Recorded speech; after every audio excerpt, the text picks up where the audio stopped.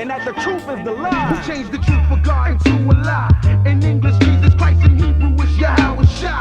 So do or die. The immaculate conception is deception, along with the myth of giving gifts on December 25th. Christmas is Satan's claws, the birth of Nimrod, and not the son of God. To you was kinda odd. On the Passover, Christ was born in the spring. So now we bring the truth about the King of Kings. That's Black Jesus and not Caesar Borgias. And the facts can't be changed. It's all about the Most High. It's all about Yahweh Shai. It's all about the Most High. It's all about Yahweh Shai. Hebrew Israelites, Kwam Yashala. It's all about the Most High. It's all about Yahweh. Shalom, brothers and sisters. Shalom.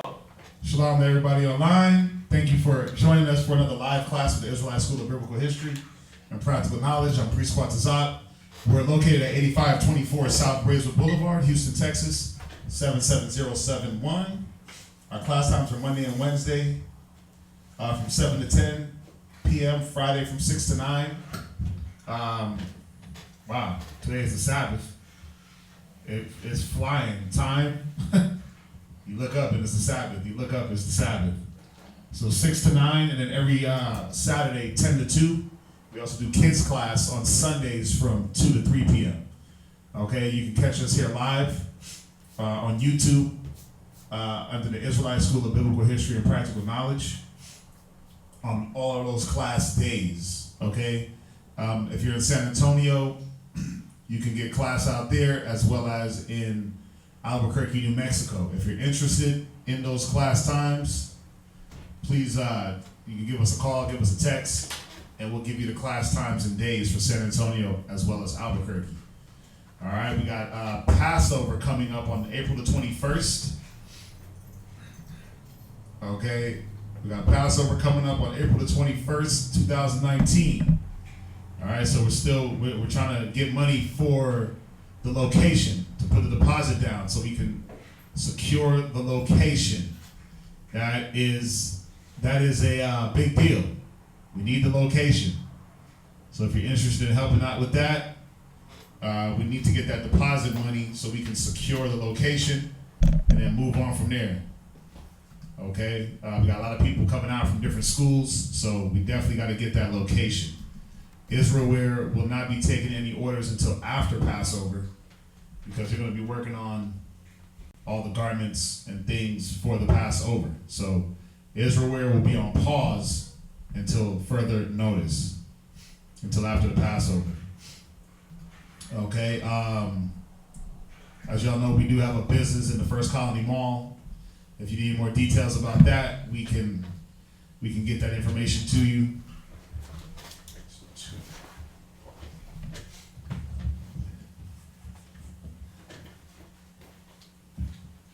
Make sure you like, share, subscribe to all our different channels. We have the ISBHPK, we have the Israelite School of Biblical History and Practical Knowledge, the 5 Minutes of Wisdom, and the ISBHPK Kids. All right, so make sure you like, share, subscribe, get those out to people, get the word out, get the word out. You can look out for the Blog Talk Radio. It's every Tuesday and Thursday from 9 to 11. All right, Blog Talk Radio /Mashaba. Oh, excuse me, blogtalkradio.com /Mashaba, MASHAHBA. You can download it on your podcasts every Tuesday and Thursday starting at 9 to 11. Okay. Also look out for our ISBHPK cable show every Tuesday at 8:30 p.m. on Comcast Local Channel 17, or you can stream it live on hmstv.org. All right, it's every Tuesday at 8:30. That's our live cable show. Okay, so make sure you check out for that. If you need to reach any teachers, you can reach Priest Kazakia at 281-707-2737, or you can reach me at 303-557-8979. You can also email us at isbhpk@isbhpk.org. Okay. Are we live? Or is that just my YouTube?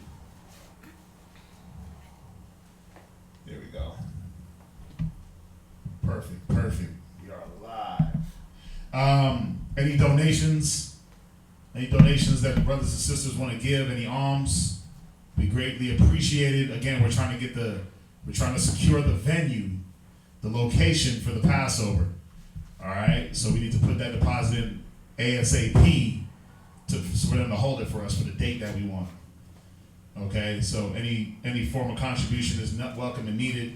Any books, pens, papers, anything you want to give, anything that's going to help to further the educational process of our people, you can mail it here to the school. If you want to help out the San Antonio school, you can mail things here. We'll get it to them, or we can get you their address. But anything that you want to do to help out, any monetary donations, she'll put the Wells Fargo information as well as the Google Wallet information. She'll put that up on the screen. All right, so we appreciate all those that's been giving their alms, that they, the vow for the school. We appreciate that. One second.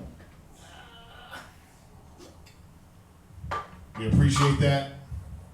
Everyone that's been giving, it's welcome, it's needed, it's all for the school. Okay, so definitely appreciate it. What did I miss? I didn't miss anything. Passover, man, it's coming up. It's gonna be here quick, so get your plane ticket. If you're out of state, get your plane ticket. Get everything set up because it's gonna come and it's gonna go. You don't want to miss out. You definitely don't want to miss out on the Passover. Very, very good time. Very beautiful Tawab day. Brothers and sisters get together. Man, we do what the scriptures say, man. We gather, we eat, we drink, we commemorate the high holy day. We bring it in style, so you definitely want to be there for that. While I wait for y'all to get any questions, I'm gonna hit real quick on a question that a brother had. Last week we went over the angelic secrets, right? We went over the class about the angels. And the brother William had asked a question. Go to Job. Get Job and also get Job chapter 1 and 6. And then get Genesis chapter 6 and verse 4. He asked, what was the difference between the sons of men in these two scriptures? Like, was it different? What was, was it speaking of something different? So we're just going to give a little edification on that. So first go to Genesis 6 and 4. Genesis chapter 6, verse 4. And again, this is for the brother William. He was asking about the sons of men. Is there a difference in this? Because in Genesis it speaks of men on the earth, and then we know in Job it's speaking of angels. But he was saying, is there a difference between the two? So we're going to just answer that with a couple of scriptures. Read that, Genesis 6 and 4. There were giants in the earth in those days. And also after that. Go ahead. When the sons of God. When the what? The sons of God. Go ahead. Came in unto the daughters of men. Right. So it's in this scripture it's talking about when the sons of God came into the daughters of men. Now a lot of brothers, they feel like this scripture is showing where angels came down and slept with women. Right? Where angels came down, slept with women. And then they created giants. But it already tells us that there were giants in the earth in those days. When the sons of God, meaning the righteous sons, took the daughters of men. Now from there, go to Job chapter 1, verse 6. Job chapter 1, verse 6. So we got to understand something about Genesis 6 and 4. It's talking about actual men, not angels. How do we know that it's not? How do we know that it's How do we know? We went through this the last time in that class. How do we know that it wasn't talking about angels falling down and sleeping with women? Well, we read it in Matthew's, right? Just to make sure we clear that up. What do we want? Matthew's. Find it here. One in Matthew's, just to clear it up that angels do not have sex. Go to Matthew 22 and verse 29. 22, verse 29. So we know that Genesis 6 and 4 is talking about literal men, because we know that angels don't sleep with anybody. They don't have sexual intercourse. They're not given in marriage. Read. For in the resurrection, they neither marry nor are given in marriage, Right? but are as the angels of God. But are as the who? The angels of God. Right, so we know that this Genesis is not talking about angels. So, for the ones that are in that book of Enoch, fallen angels coming down, sleeping with women, creating giants, and then the women turn into mermaids and all that madness. Christ out of his own mouth said the angels are not given in marriage. Okay? So we're talking about men here. Now let's go to Job chapter 1, verse 6. Go to Job chapter 1, verse 6. Now there was a day when the sons of God, When the who? sons of God, Uh-huh. came to present themselves before the Lord. Read. And Satan came also among them. Right, so now this is where we're getting into that angelic realm. So then Satan came and sat among them. Right? So now we're dealing with with God, the angels, and Satan. So here it calls them the angels sons of God. So the same term or the same title for the angelic beings, but also the humans on the earth. Now, why would they be given this same title? Go to 1 John chapter 3 and verse 1. 1 John chapter 3 and verse 1. And then, I mean, you'll get it after these three scriptures. You'll see, William, if you're online, you'll see after these three scriptures, it should be real clear. Read that. 1 John chapter 3, verse 1. Uh-huh. Behold, what manner of love the Father hath bestowed upon us, Uh-huh. that we should be called the sons of God. Right. It says, what honor. Behold, what manner of love the Father hath bestowed on us, for us to be called the sons of God. So there had to be, the Most High had to see something in us for him to say, wow, those are I'm going to call y'all the sons of God. But was it just the angels? Was it just man? The one thing we got to understand about the angels, think about it. What are the angels to us here on earth? They're what? Brothers. They're our brothers, right? They're our brethren. Go to Revelations 19 and verse 10. This is how we prove that. Go to Revelation chapter 19 and verse 10. And, I mean, if there's no questions, after this, I'm going to go into the class, and we're going to go into part 2 of the angelic high echelon secrets of the angels.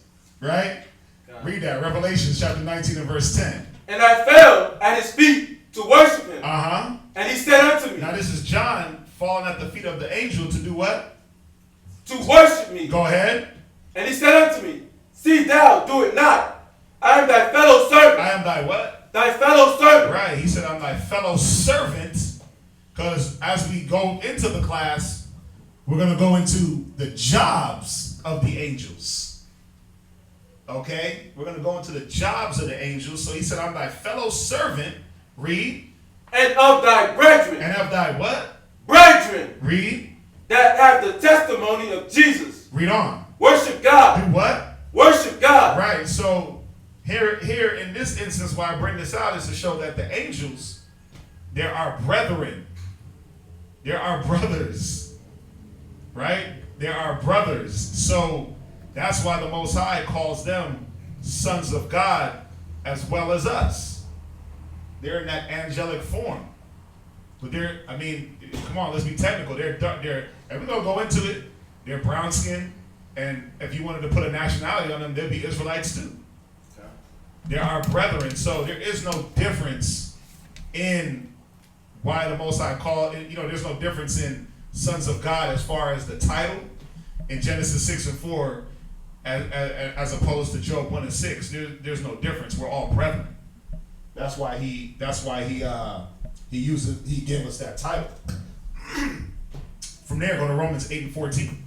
And is it just that we're all brothers? Like, oh, you're all Israelites, we're all sons of God.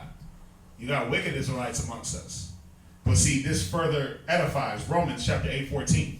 For as many as are led by the Spirit of God, they are the sons of God. Right. So to get that title, Son of God or Sons of God, you got to be led by the Spirit. You got to be moving in the Spirit of the Most High in Christ. So do not the angels move in what the Most High wants? Kind of. And if we're moving in accordance with the Spirit, he that believeth on me as the Spirit, as the Scripture had said, if we're moving in accordance to the Bible, then we're considered sons of God. Read it one more time. For as many as are led by the Spirit of God, they are the sons of God. They are the what? The sons of God. Right. So this is why the Most High put that title on us as sons of God. Okay? So hopefully that clears up or sheds some light on just that title, sons of God, that the Most High put on. I mean, that the Most High put on us, put on the angels, put on the ones that are doing His will. So the last class, I don't see any questions. There was a question on Facebook, sir. Oh, what was it? Being that Moses lived in Egypt, did he break the law? Being that Moses lived in Egypt, did he break the law? It doesn't say that. So it doesn't say anywhere that Moses broke the law. I mean, it does say that he was meek and that he was the meekest man on the earth, but it doesn't say that he broke any of the Most High's laws. I mean, you got to look at it like this. Would the Most High choose a man that was just a blatant sinner to be the leader of the people? More than likely not. To be an example, he wouldn't choose someone that couldn't be the example. So it doesn't say that Moses lived. I mean, he knew that he was a Hebrew.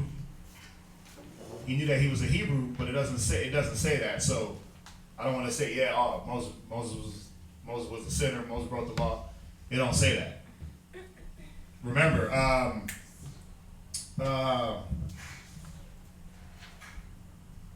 yeah, I'll leave it at that. I'll leave it at that. Was there anything else? Yes. It does. Yeah. That's a good question. Wonder what popped that. That's a good question. I like that. That was a good question. So last class, right? What did we hit? We hit on. What you remember? Were you here? Yeah. What did we touch on? The names of the angels in Hebrew. So we hit on the 4 archangels, right? Yeah. The names in Hebrew. Their names. The meanings. The meanings. And then what they do. Basically what they do. Well, and just dealing with the 4 archangels: Michael, Gabriel, Uriel, and Raphael, right? Yeah. And basically what their functions were that the Most High gave them. So what was Uriel? What does he do? He'll give you understanding. Right. What about Raphael? I think he was the messenger.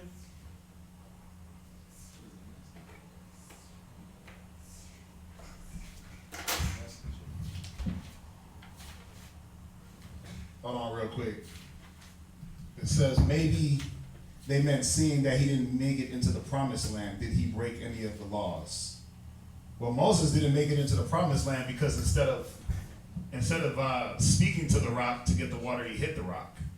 That's why he didn't make it to the promised land. So they were already out of Egypt when that happened. The Most High commanded him to go speak to the rock, but instead he hit it. Just back on that Moses question. I mean, yeah, hopefully when everybody's putting their questions in, they're putting in exactly what they're trying to articulate. That way we're clear. I don't want to assume that that's what they meant, but if you're dealing with him not making it to the promised land, it's because he didn't do what was commanded in the wilderness, or before the wilderness, excuse me. Or no, yeah, in the wilderness. Sure. You remember Raphael? Raphael was what? He's a healer. He was the healer. Right? Michael was what? Michael was the protector. He was what? What was Michael over? Right. He was over the war. He was the war. He was the warrior. Right? And you had who else? Uriel. So we had Uriel. He does what? Give you the understanding. Gives you the understanding. Right? What is his name in Hebrew? A warrior Allah. A warrior Allah. A war. You got it written down? Oh yeah. A warrior Allah, which is what? Light of the Most High. Light of the Most High. Then who do we have next? Yeah, Gabriel. Gabar Yalla. Gabar Allah, which means what? Warrior of the Most High. Means warrior. That's the meaning. Remember, that's what his name means. That's the name means warrior of God. Close that back door, Jermaine, please. Right? Gabar Allah, warrior of God. Who's the next angel? There's Raphael. Raphael. Raphael Allah, which what? Means to heal. Which means to heal. He was the angel that came to heal. And then who was the last? Michael. How do you say it in Hebrew? Mayaka Allah. Right, which means what? He is like unto God. He is like unto God. And what was he? What was he? Angel, a spirit. Right, but what was his job? He's a protector. He's like, he talked to them, he made an intercession for us. Michael was the one that went to war for us. Yeah. He was the captain of the host. Yeah. He was the prince of the army. And you put that verse, the story of Ahab. Yeah. Yeah. Did I? I think it was Kings, right? And I was in Kings. I was in Daniel. Right? So then after we did that, we went through them and then we understood that, just a quick recap, we understood that the angels were created by who? By Yahweh Shai, right? And we hit a few scriptures on that. And he created what? Good and evil angels. Including who? Satan. Including Satan. Right? Including Satan. Shaitan. And then we went into that and we dealt with the right, we're in Tobit, went through the evil angels, and we did that. Now, real quick, go to Ecclesiastes 42 and 24. So I'm starting off where I ended, and really important that we understand that the reason why there had to be the evil angels created, there had to be a balance. There had to be a balance. There had to be a balance because an unjust balance is an abomination with the Most High. So read that. Ecclesiastes 42 and verse 24. All things are double, one against another. Go ahead. And he hath made nothing imperfect. See, this is the perfection of the Most High. He said all things are double, one towards another. Go ahead. One thing establishes the good of another. You see that? Read on. And who shall be filled with beholding of right. it? So you see, so he said that all things are doubled ones against another. And nothing is made imperfect. From there, go to Ecclesiastes chapter 33 and verse 14. Ecclesiastes 33 and verse 14. Just showing why these good and evil angels are created. This is the perfection. This is the balance. You got Christ, so you gotta have that Satan. You gotta have that good and that evil. Watch. Ecclesiastes 33 and verse 14. Read. Good is set against evil. What? Good is set against evil. Come on, read on. And life against death. So is the godly against the sinner, and the sinner against the godly. Right. You see that? So good is set against evil. It's kind of like that duality. You're going to have where good is, evil is also present with me.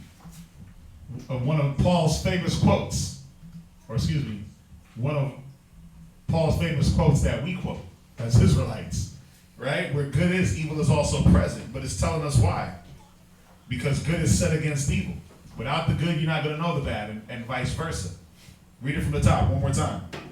Good is set against evil, and life against death. Uh-huh. So is the godly against the sinner, and the sinner against the godly. Was that it? No. Read verse 15. So look upon all the works of the Most High. Uh-huh. And there are 2 and 2. There are what? 2 and 2. Right? One against another. Yeah, you see that? So if you look at all the works of the Most High, dealing with the fact that there's good and evil angels created, it said there's 2 and 2, one against the other.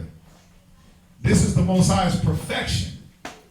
So I just wanted to make that point just in, because a lot of people are like, well, why did he create evil angels? Well, we went through their functioning, but this is one of the reasons why. Because there has to be that balance. Y'all understand that? Come on. From there, go to Ezekiel. Now, we're going to get into the how the angels look. Because where do they tell you angels look like? If you never read your Bible, right? If you never really dipped into your Bible, if you never became an Israelite and understood, wait a minute, angels don't look like how they tell us. How do they tell us angels look like, Mark? Edomite babies. They look like little fat white babies, butt naked, with little bird wings. How you a fat baby with little miniature wings with a bow, right? And what's the angel's name? Cupid, the angel of love. What's that? Jermaine, I know you got some info. What's up? But no, but isn't don't they say not like Cupid, but the cherub? Cherub is like a. Well, that's another name for the angels. They call them cherubs. Like, Yeah. Is it supposed to look like a baby or something like that, or? I don't know. You tell me. I don't know. Let's go to the scriptures. Like Mark was saying, that's what they say. That's what they say, right? Well, think about it. They tell you that it's a little Edomite baby, fat and thick, with little wings, floating with a bow and arrow to shoot you in the buttocks to get love struck. But why do they do that? To confuse you? They do it to confuse you. They do it to desensitize you. If they tell you what these angels really look like, you'd be crapping bricks. If they showed you what these angels, if they said, look, we're going to give you the description of what they look like in Ezekiel, you're going to be like, whoa, wait a minute. I don't want to meet those angels. I don't want to see those angels, because they weren't they weren't always pleasant to see. They weren't little fat babies. They weren't little fat Israelite babies. So even if you think of, well, maybe they were little brown babies. Nope. They weren't little fat babies. They weren't, if you watch, what was it? Moses, God and Kings, where the baby came to him as a burning bush, or the baby came to him as God. Y'all ever seen the movie with the new Moses they did like a couple years ago? God. Yeah, the baby came to him as, or God appeared to him as a baby. Nah, bro. That's not true. That's not what the Bible says. Go to so let's see. Let's take a look at what the angels from Ezekiel's description, what they look like. Go to Ezekiel chapter 1 and start at verse. Let me get there real fast.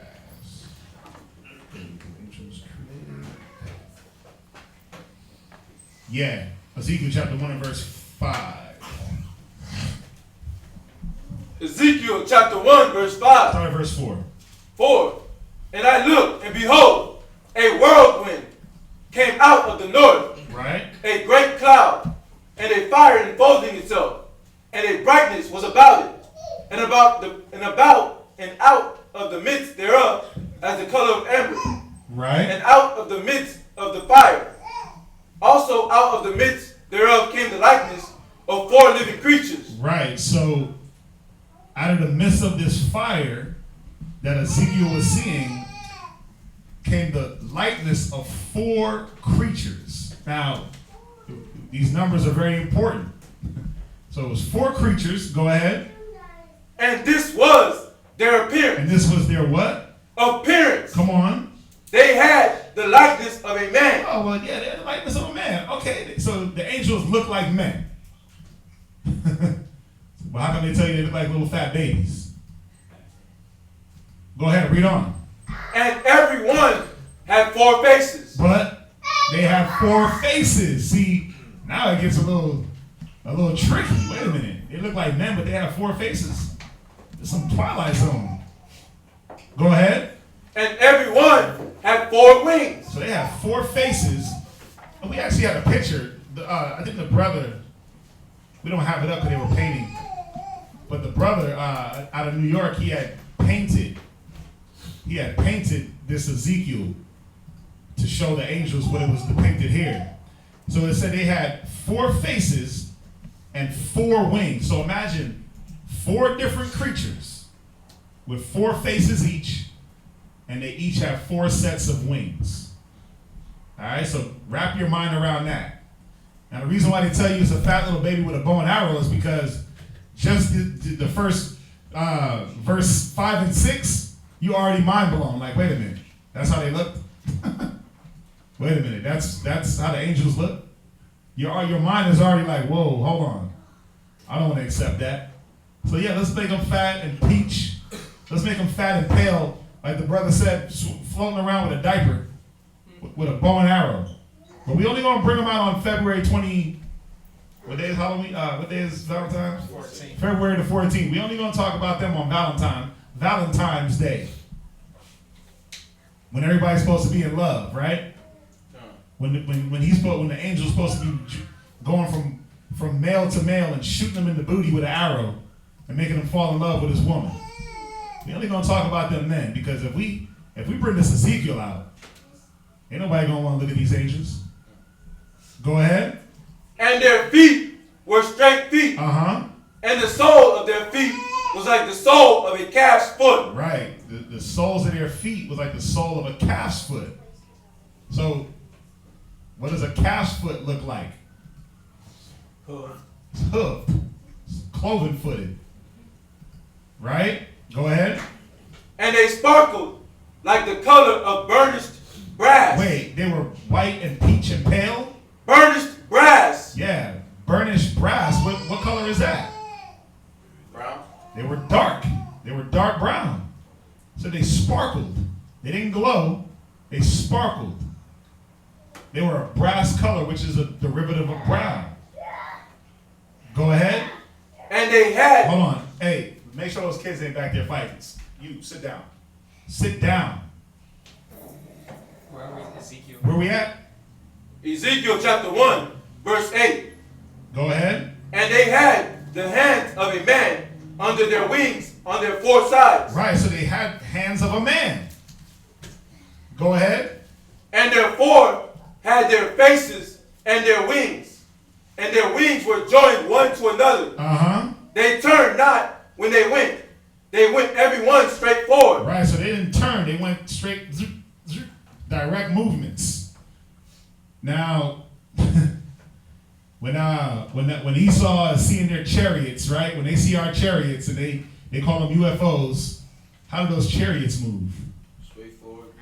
Straight forward, back, up, down. They ain't no. Yeah, they do. They're like. Back in 2010, Uh-huh. I was on the world. Me and one of my good friends, we saw a chariot, and it was going from star to star, like connect the dots, straight forward from star to star like this, and it started coming to Earth, and then it went right back up to the point we couldn't see anymore. Oh yeah. It was, Chariots be moving through space, it was crazy. or through what we call space. The angels be moving, man. But you see, it's giving us a depiction here of the way they move, and even what they moved in. That whirlwind, that was their vehicle. That's them chariots, that whirlwind, that wheel within a wheel that we're going to read about. So you're seeing here how they look, and if you want to say what they drive, right? The angels' Cadillacs. Yeah. Go ahead, read on. As for the likeness of their faces, Uh-huh. they had 4. They 4 had the face of a man, Right, so they had the face of a man. Read on. and the face of a lion. So they had the face of a man on one side, the face of a lion on this side, or whatever side it was. Read. On the right side, and they 4 had the face of an ox on the left side. Right, so the face of a man, the face of a lion, face of an ox. Read on. They four also had the face of an eagle. Right. Also the face of an eagle. So, I mean, think about this, man. If you saw this, bro, you'd be ready to, I don't know what you'd be ready to do. You can't run. You're not running no angel. You're not out running the angelic beings, but you got to see why they make all these movies and they make all these sci-fi, Constantine and Omen and Legion, and they do all this stuff to desensitize us to what these angelic beings really do. Then they give you the book of Enoch and let you they tell you like, oh yeah, women sleep with angels. Then they try to inseminate that into the Bible. Oh yeah, Gabriel, he came over and he slept with Mary. Nah, bro. She was scared when she seen Gabriel. Now I'm not saying that Gabriel looked like this when he appeared to her, because he didn't. He appeared to her as a man. But she knew what manner of man he was. Because the angels don't always appear in this form. But I went here to show you, this is what Ezekiel seen at his time. Go ahead. Thus were their faces, Uh-huh. and their wings were stretched upwards. Right, so remember, 4 faces, hands of a man, feet like a calf, 4 sets of wings. So it said their wings were stretched upward. 2 wings of every one were joined one to another. 2 covered their bodies. So they had wings that went up, 2 that covered their body, 2 that were joined. Go ahead. And they went. Let them know where you at. Ezekiel chapter 1, verse 11. Uh-huh. Thus were their faces, and their wings were stretched upward. 2 wings of every one were joined one to another, and 2 covered their bodies. And they went every one straight forward, whither the Spirit was to go. They went with what? Whither the Spirit was to go. So these, listen, they were led by the Spirit of the Most High. They weren't just doing their own thing. Like, yeah, we out here just freelancing. Nah, it said they moved with the Spirit. Go ahead. They went, and they turned not when they went. As for the likeness of the living creatures, their appearance was like the burning coals of fire, and like the appearance of lamps. It went up and down among the living creatures, and the fire was bright, and out of the fire went forth lightning. Right. So, again, this is what Ezekiel seen. Now, and I said it earlier, do all angels appear in this manner? No, right? How do we know that? Just say you could be entertaining an angel unaware. So if you're unaware of it, then they look like they look like you. Go to Hebrews. Go to Hebrews 13 and verse 2.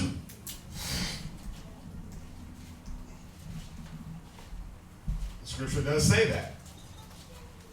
Hebrews chapter 13 and verse 2. Hebrews chapter 13, verse 2. Be not forgetful to entertain strangers. Read. For thereby some have entertained angels unawares. Right. You entertain angels unaware because why? They appear in the likeness of man only. They appear coming down looking just like you. Think about if you saw what was depicted in Ezekiel. Think about if you saw that. You wouldn't be around to get that message or get that understanding or get that healing. You wouldn't be around for that. If you were meant to be healed and Raphael appeared looking like this, bro, you would bone out. If a dude roll up to you, just even with a mask on that looked like that, you'd be like, what the hell is this guy's problem? Why you got a mask on with 4 faces? And where the hell you going with wings? If any man even appeared to you with wings on his back, you'd be like, bruh, wait a minute. What's going on here? So they appear in the likeness of men. That's why it says, read it again. Be not forgetful to entertain strangers. Right. For thereby some have entertained angels unaware. Yeah, that stranger that you entertained, guess what? It's an angel unawares. But what angel is it? Is it an evil angel? Or is it a good angel? Is the Most High sending somebody to whoop you? You sitting there entertaining that the chick at your job that you know you shouldn't be entertaining? Or you a sister, you entertaining some dude at your job all up in his face and you got a husband? Were you entertaining some guy at your job? Why was he sent? And a lot of times, what is it that gets us into calamities? It's people. Right? A lot of our problems are caused by people because you entertain the wrong angel. You had the wrong thought process on you, and then you entertain this angel, and it was an evil angel. We read about the evil angel sent to do what? Destroy the wicked. Right? The evil angel comes in that form of teeth of wild beasts, hail, fire, all the things that we read about in Ecclesiastes 38 and 29, right? Those evil angels, they come in the form of what? People. No, they come in the form of people. When they come with them lust demons, brothers be having, that lust, ooh-wee. You start entertaining things. You start entertaining that little chick on Instagram, you slide up in her DMs, asking her for naked pics, right? Next thing you know, you entertain that lust spirit, that lust demon, that Asmodeus that we read about, right? You start entertaining that. There's all these different negative spirits. But what about when you're deep in study, right? You're on that 8-hour bender, right? Hey, I've had time like that. It's been a minute. But you're on that 8-hour bender trying to soak in the knowledge of the Most High.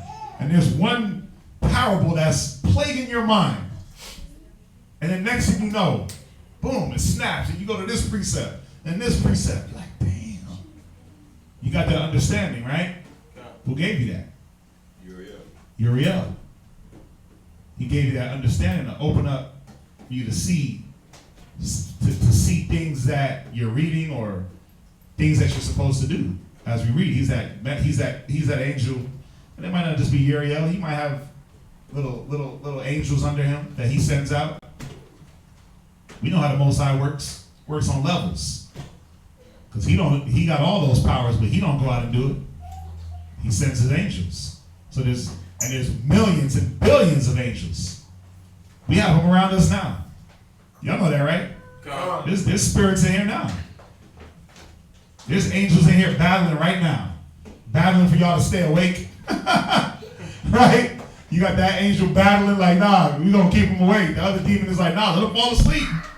He's bored, let him fall asleep. And you got the angels battling like, nah, we gonna keep him awake. We gonna fight. Something so small, even on that level. There's always a constant battle, things that we see and that we don't see. Where you at? Hebrews chapter 13, verse 2. Go to Genesis 19 and verse 1.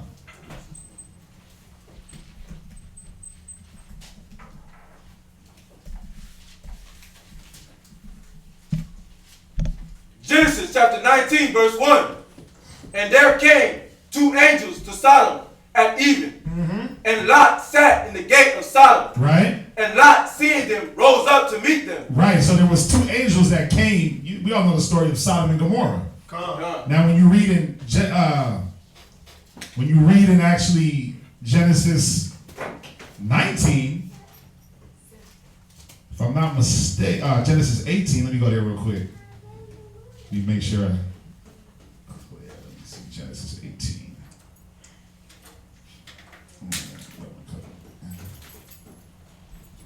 Right, because 13.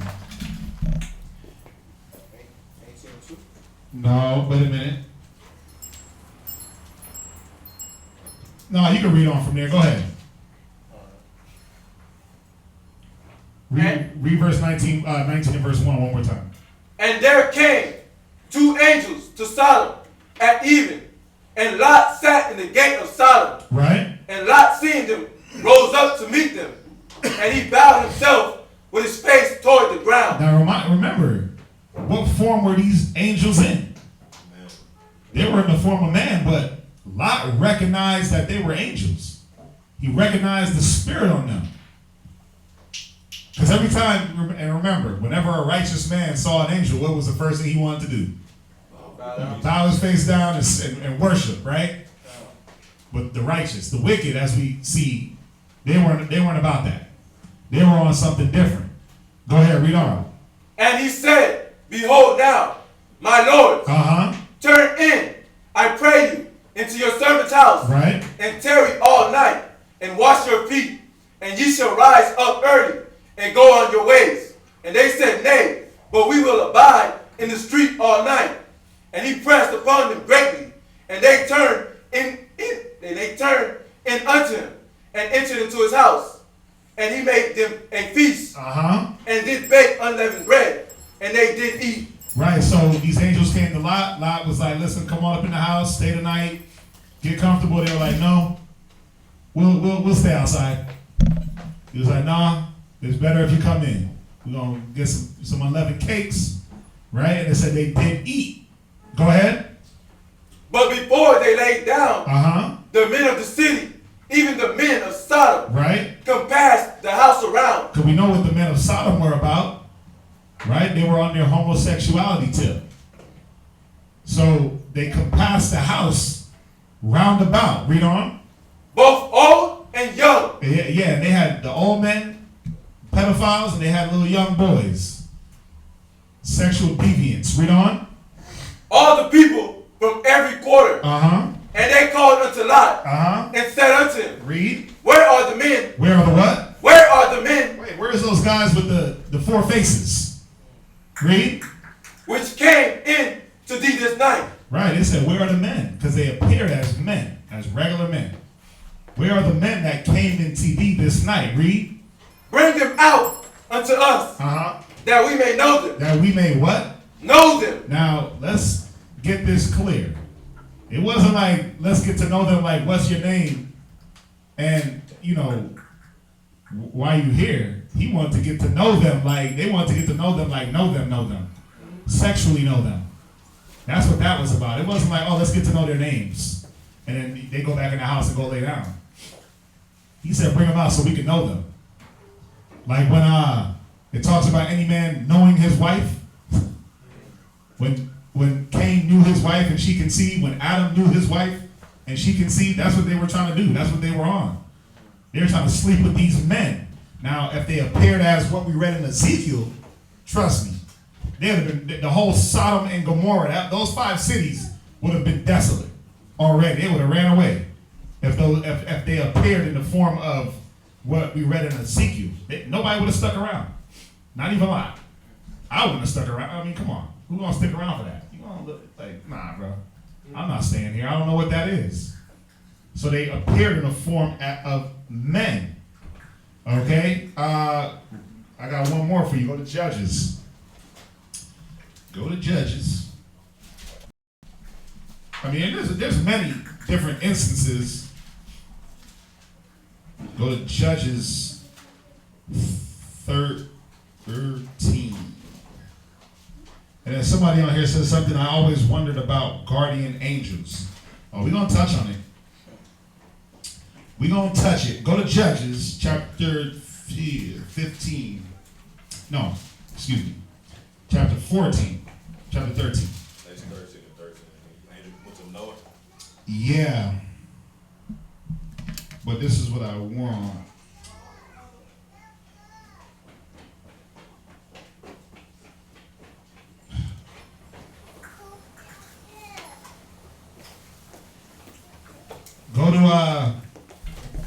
Go to Judges 13 and verse 6.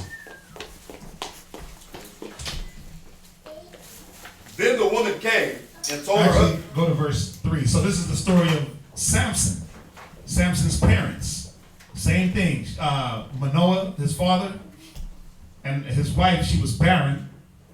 So the angel came to her to let her know what? Read verse 3.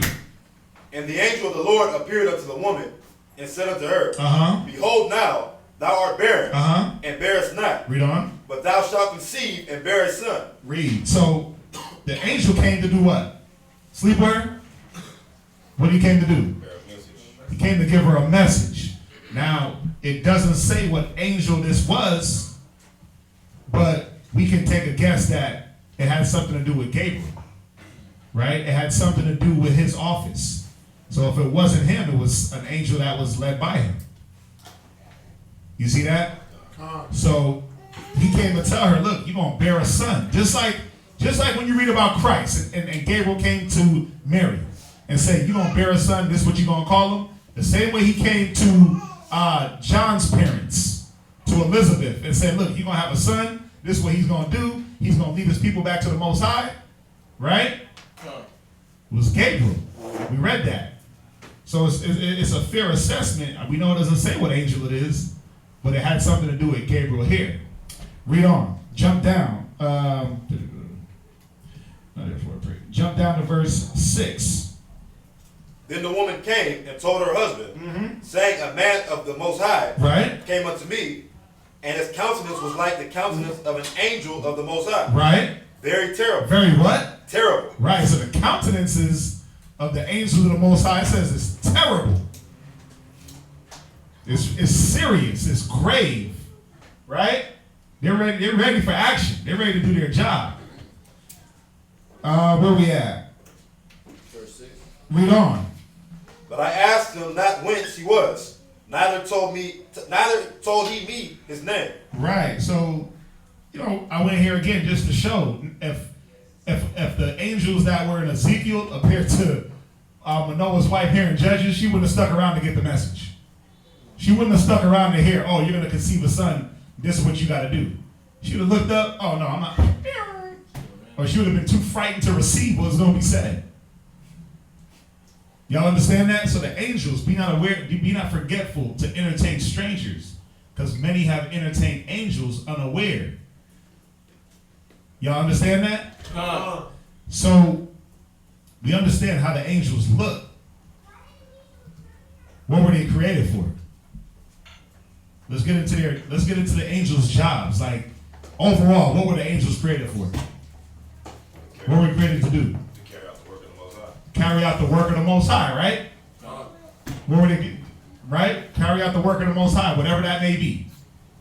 Go to Psalms 103 and verse 20. So, the angels were created to minister. That's the word we're looking for. They were created to minister. Now, in ministering, there's many different functions that come in ministering. Like if I say, oh, we're ministering to the saints, or ministering to people, they ain't just preaching to them. That it could be a lot of different functions. Now we're going to go into the function of these angels. Go to Psalms 103 and verse 20. Psalms chapter 103, verse 20. Go ahead. Bless the Lord, ye his angels, that excel in strength, Go ahead. that do his commandments, Come on. hearkening unto the voice of his word. Right, so the angels, they excel in strength, so they ain't getting tired. They ain't up there like, running back to the Most High like, Yahweh, I need a vacation because I'm a little burnt out. They're not on that tip. They're not getting tired. Okay, they said they excel in strength, that do his commandments, hearkening to the voice of his word. Go ahead, verse 21. Bless ye the Lord, all ye his hosts. Read. Ye ministers of his. Read his, ye what? Ye ministers of his. Go ahead. That do his pleasure. Right, so ye ministers, he called them the hosts. That's another word for the angels, hosts. Now that's that military term, the host of angels, but he also calls them ministers of his that do his pleasure. Go to Hebrews chapter 1, verse 13. And in the meantime, when somebody gets that, somebody look up the word. Somebody look up the word ministering.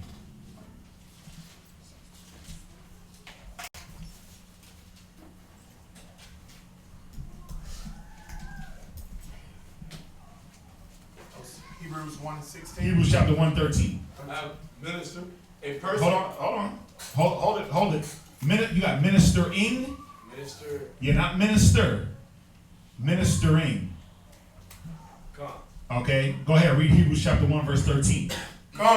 Hebrews chapter 1, verse 13. Uh-huh. But to wit, right hand, until I make thine enemies thy footstool. Right, because did he say that to any of the angels? He said it to Yahushua. Right? Go ahead. Are they not all ministering spirits? Are they not all what? Ministering spirits. Read. Sent forth to minister for them who shall be heirs of salvation. Right, so it says that they're ministering spirits sent forth to minister to them that are heirs of salvation. Who are the heirs of salvation? Israel. That's Israel. That's us, right? So what is this ministering? Look up that word. Who got it? What you got, Lamont? A person authorized to conduct religious worship. Uh-huh. A person authorized to administer sacraments as at mass. Okay. It says administer or apply. To administer or apply. Okay, let me show y'all what I got. I got what is this? I said, What you got? That's where I went. Ministering? yeah. Yeah, go ahead. Well, I typed in ministering, but it still came up. Well, it is ministering. Yep. It says agent. The angels are ministers of the divine will.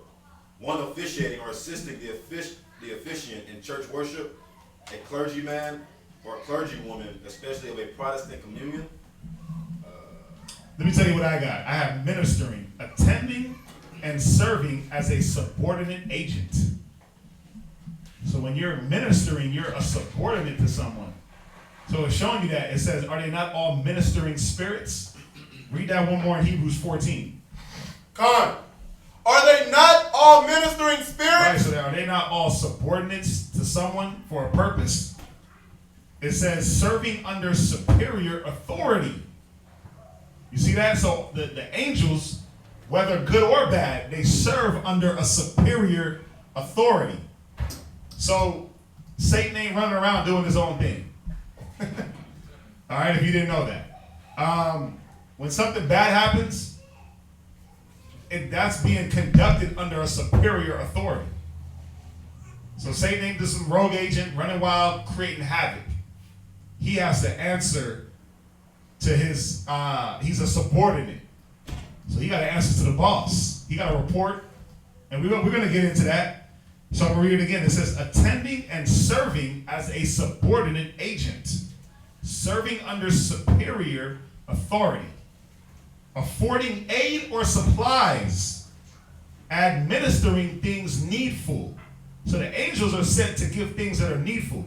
So if you need a butt whooping, the angels are sent forth. You need to be healed, the angels are sent forth. You need to be protected, they're sent forth. Watch, we're going to go in. How do they minister? Well, they minister in many different ways. One way is to be a witness. They witness the things that we do here on earth. Go to Corinthians 4 and 9. 1 Corinthians chapter 4 and 9. They're witnesses for the Most High and for Christ. They're witnesses. They witness things. They take account of things. Watch. 1 Corinthians 4 and verse 9. 1 Corinthians chapter 4, verse 9. For I think that God had set forth us the apostles last. Right. As it were appointed to death. For we are made a spectacle unto the word. Right. So this was Paul talking. And he said, listen, I think that the Most High has sent the apostles last as if we were sent to go to death. That's how, man, you know, if you are in the truth long enough and put in the work and go through all the things that one that ministers has to do, all the giving up, all the sacrifice, sometimes you'll feel like, man, are we just here to be a spectacle? But this is what Paul was saying, but a spectacle to who? Read. And to angels, and to men. You see that? He said we were made a spectacle unto the world. And unto angels, because they watch. The angels are sitting back watching everything that we do. And what are they doing? They just sending that report right up. They're going right back up and sending that report. And sending that report. And sending that report. Oh yeah, he was checking out porn today. Yep. Saw him do it. See, when you why you think it says that the Most High's eyes are 10,000 times brighter than the sun, beholding the ways of man. You got the angels around about us watching everything that you do. From there, go to 1 Timothy 5:21. 1 Timothy 5 and verse 21. So they minister in a way to be witnesses to what we do here on earth. Go ahead. 1 Timothy 5:21. 1 Timothy chapter 5, verse 21. I charge thee before God and the Lord Yahushua. Go ahead. And the elect angels. Wait, so you're charged before God, Yahushua, and who? And the elect angels. Right, and the angels. So it's like I'm bringing up this witness. God is my witness, Christ, and the angels are the witnesses. Y'all with me on this? Come on. Go to 2nd Ezra 16 and 66. 2nd Ezra. Let me make sure it's in this one. That Bible app be throwing out some scriptures. Hold on. Is there a 16 and 66 in the Apocrypha? Come on. You got it? Come on. 2nd Ezra chapter 16, verse 66. Go ahead. What will ye do, or how will ye hide your sins before God and his angels? You see that? God and the angels, they see the sins. The angels see it, they send that report back up. So when you think you hiding, and you have those angels around you, because not all angels come in the form of visibility. They're not all visible. They're invisible also. Someone asked about, right, and in Mark 1:13, the angel ministered to Yahushua.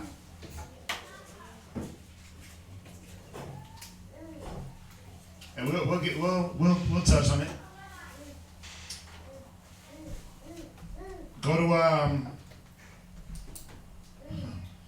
Go into Ecclesiastes in the Bible, chapter 5 and verse 6.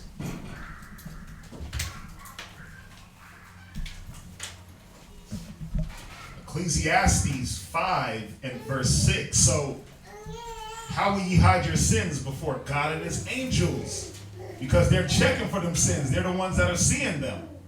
So when you think you hide behind your walls, somebody's seeing it. Ecclesiastes 5 and verse 6. Suffer not thy mouth to cause thy flesh to sin. Neither say thou before the angel. Before who? The angel. That it was an error. Go ahead. Wherefore should God be angry at thy voice and destroy the work of thine hand? You see that? Suffer not thy mouth to cause thy flesh to sin. I mean, you got to watch what you say, because the angels are taking account of every idle word. That's why it says, let me find it real quick, just to add, this one just hit me. It says every idle word. One sec.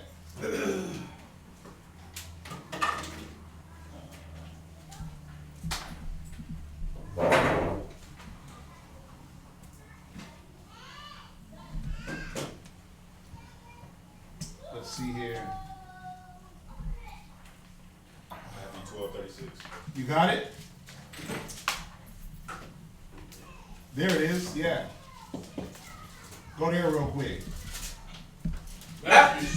Anybody? Matthew chapter 12, verse 36. But I say unto you that every idle word that men shall speak, they shall give account thereof in the day of judgment. Yeah, you're going to give account for every idle word, even if you thought nobody heard it. Well, man, how you know that? Nobody was there with me when I said that. Yeah, somebody was. There was an angel there. There was an angel there taking account of the idleness that was coming from your mouth. Read Ecclesiastes 5 and verse 6 one more time. Ecclesiastes chapter 5 verse 6. Suffer not thy mouth to cause thy flesh to sin. Right, because you're going to be held accountable for every idle word. Read. Neither say thou before the angel that it was an error. Right, because the angels are there to take an account of what is being said and what is being done. Not just what you do, but what you say. And not just what you say, with what you do. From there, so the angels, they're there to be a witness. That's one of their functions as ministers. Another function is that they fight our wars. They fight our battles. Go to Isaiah 36 and verse, Isaiah 36 and verse, Isaiah 37 and verse 36.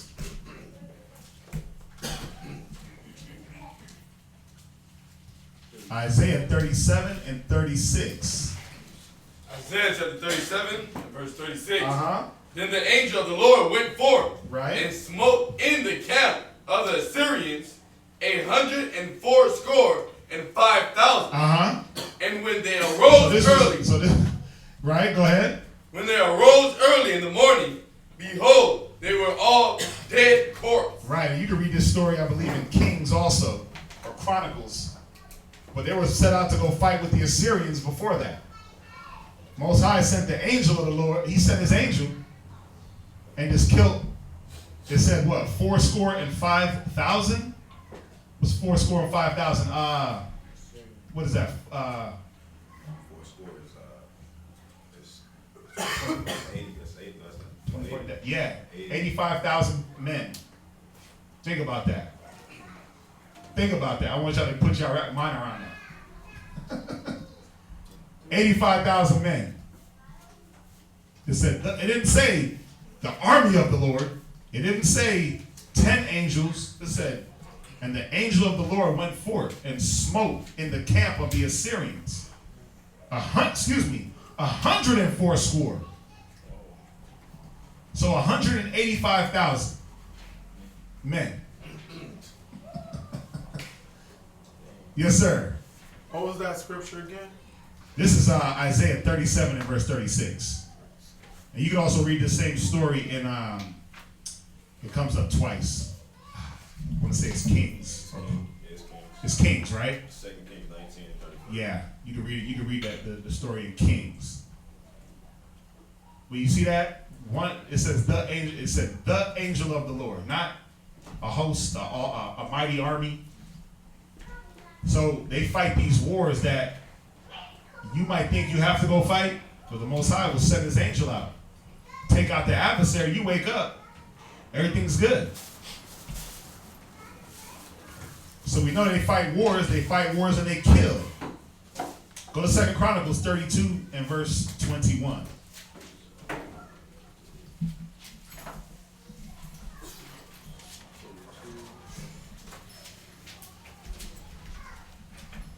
Second Chronicles 32 and verse 21.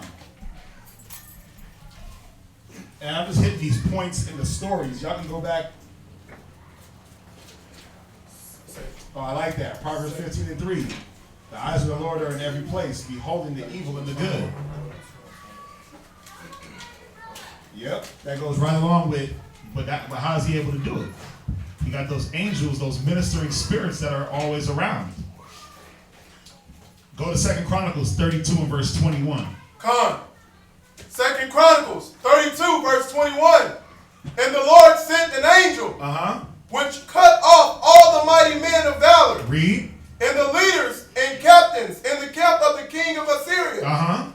So he returned with shame of face to his own land.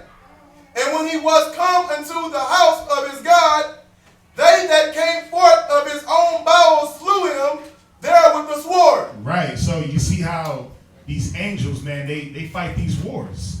And they cut off men of value. Go to Acts 12 and verse 20. So this king of Assyria, after he fought this battle, he went home ashamed. His own children slew him. He went to his little temple, and you can read that story also. But he went into his temple, and his kids came and killed him. Go to Acts 12 and verse 20. Acts chapter 12, verse 20. And Herod was highly displeased with them of Tyre and Sodom. But they came with one accord to him. And having made Blastus, the king chamberlain, their friend, despised peace, because their country was nourished by the king's country. Go ahead. And upon a set day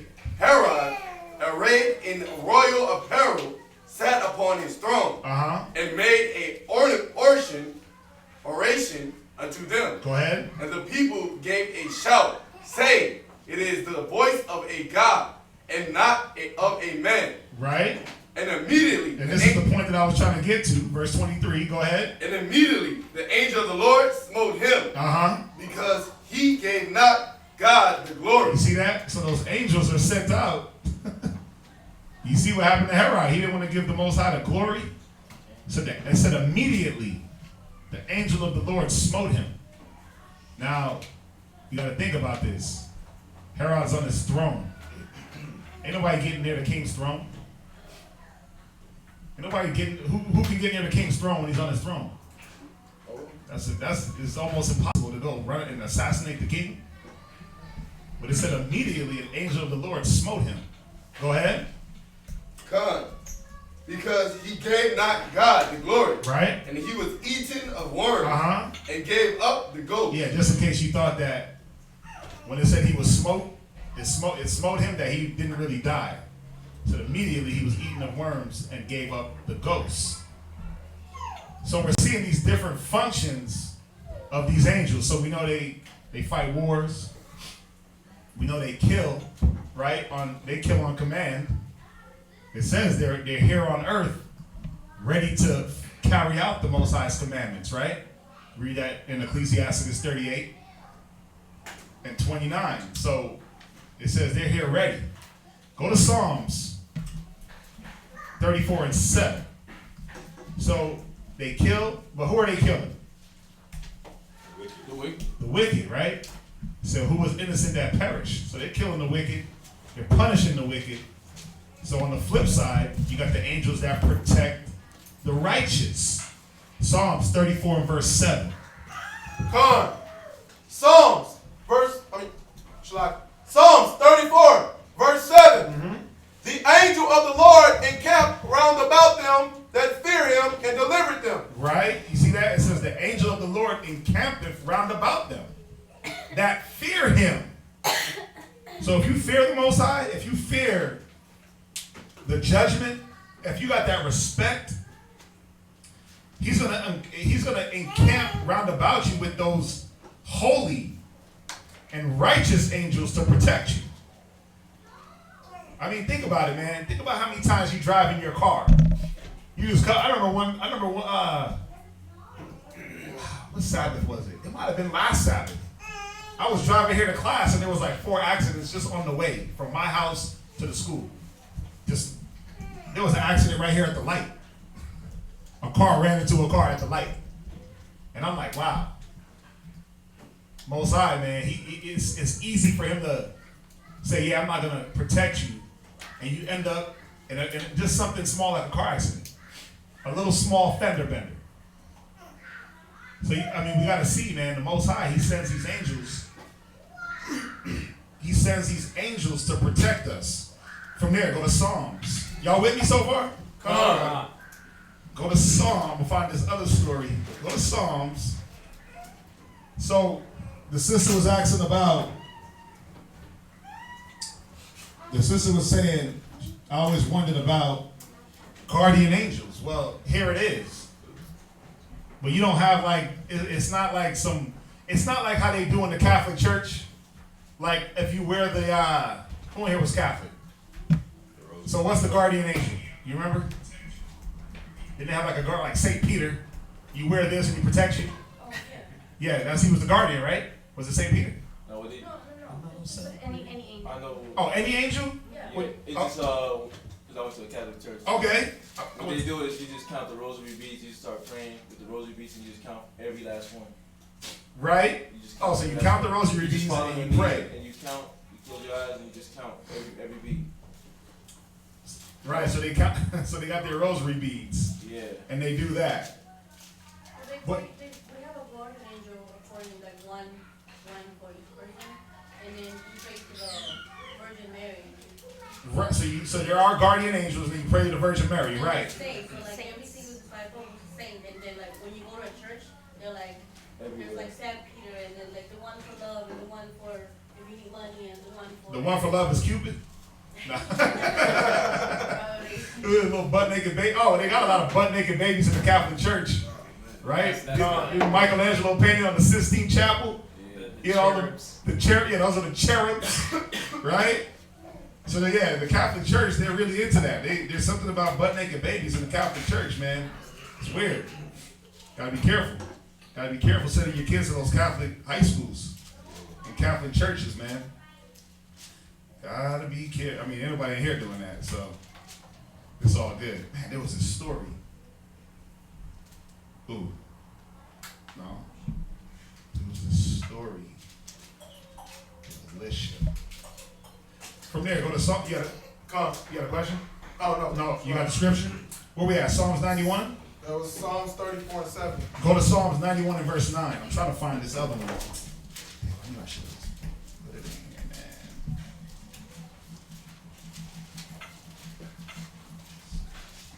Gone. Go ahead, read that. Psalm chapter 91, verse 9. Uh-huh. Because thou hast made the Lord, which is my refuge, even the Most High, thy habitation. There shall no evil befall thee, neither shall any plague come nigh thy dwelling. For he shall give his angels charge over thee. Right, he said, well, it starts because thou hast made the Lord, which is my refuge, even the Most High, thy habitation. You see that? You can't be, listen, you can't be wicked as hell, man. Where's that? You can't be wicked and thinking that the Most High is going to protect you. You got them people that, like who does that? The drug dealers, right?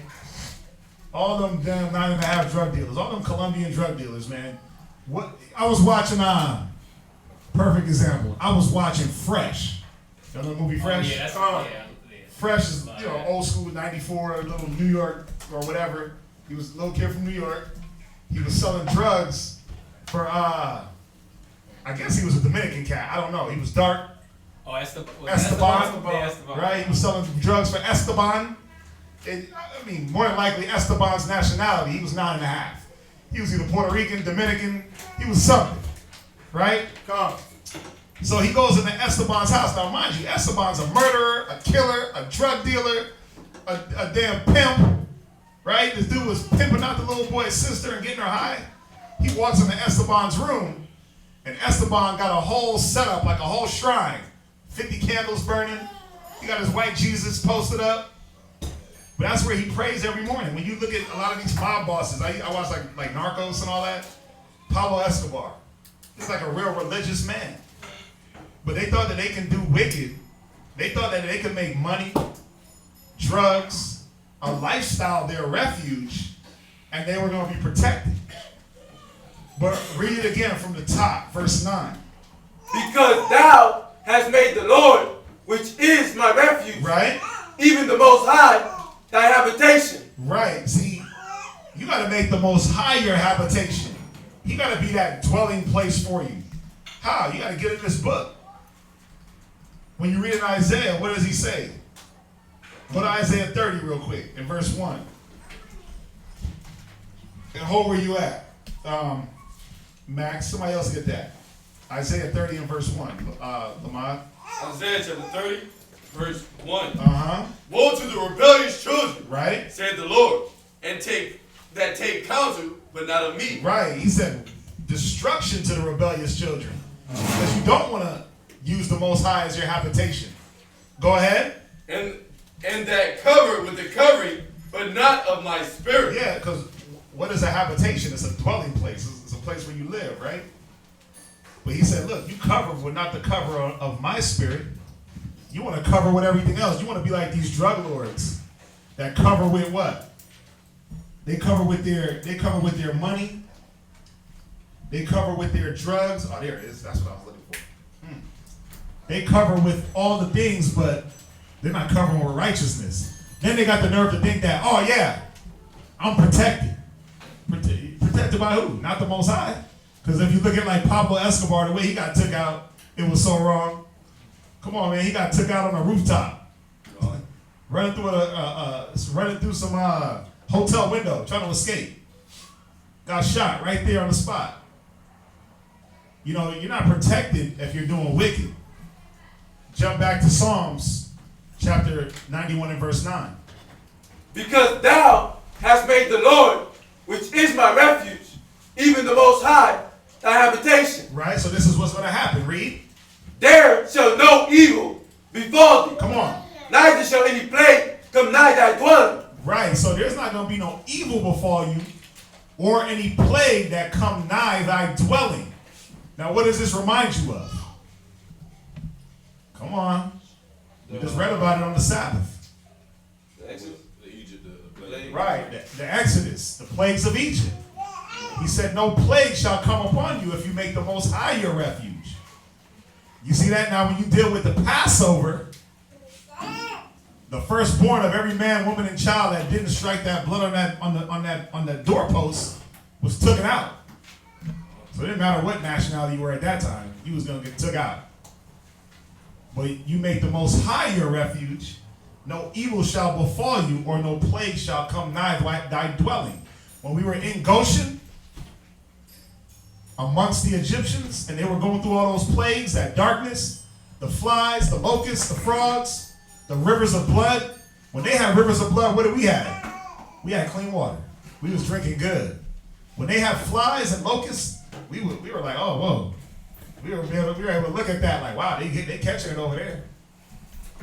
I was even thinking like Harvey. He was big chiller. Oh. He was a big chiller. Oh, yeah. I remember when Harvey ripped through Houston. I was standing, listen, when that thing was going on, I was walking outside my house looking around like, I don't see it.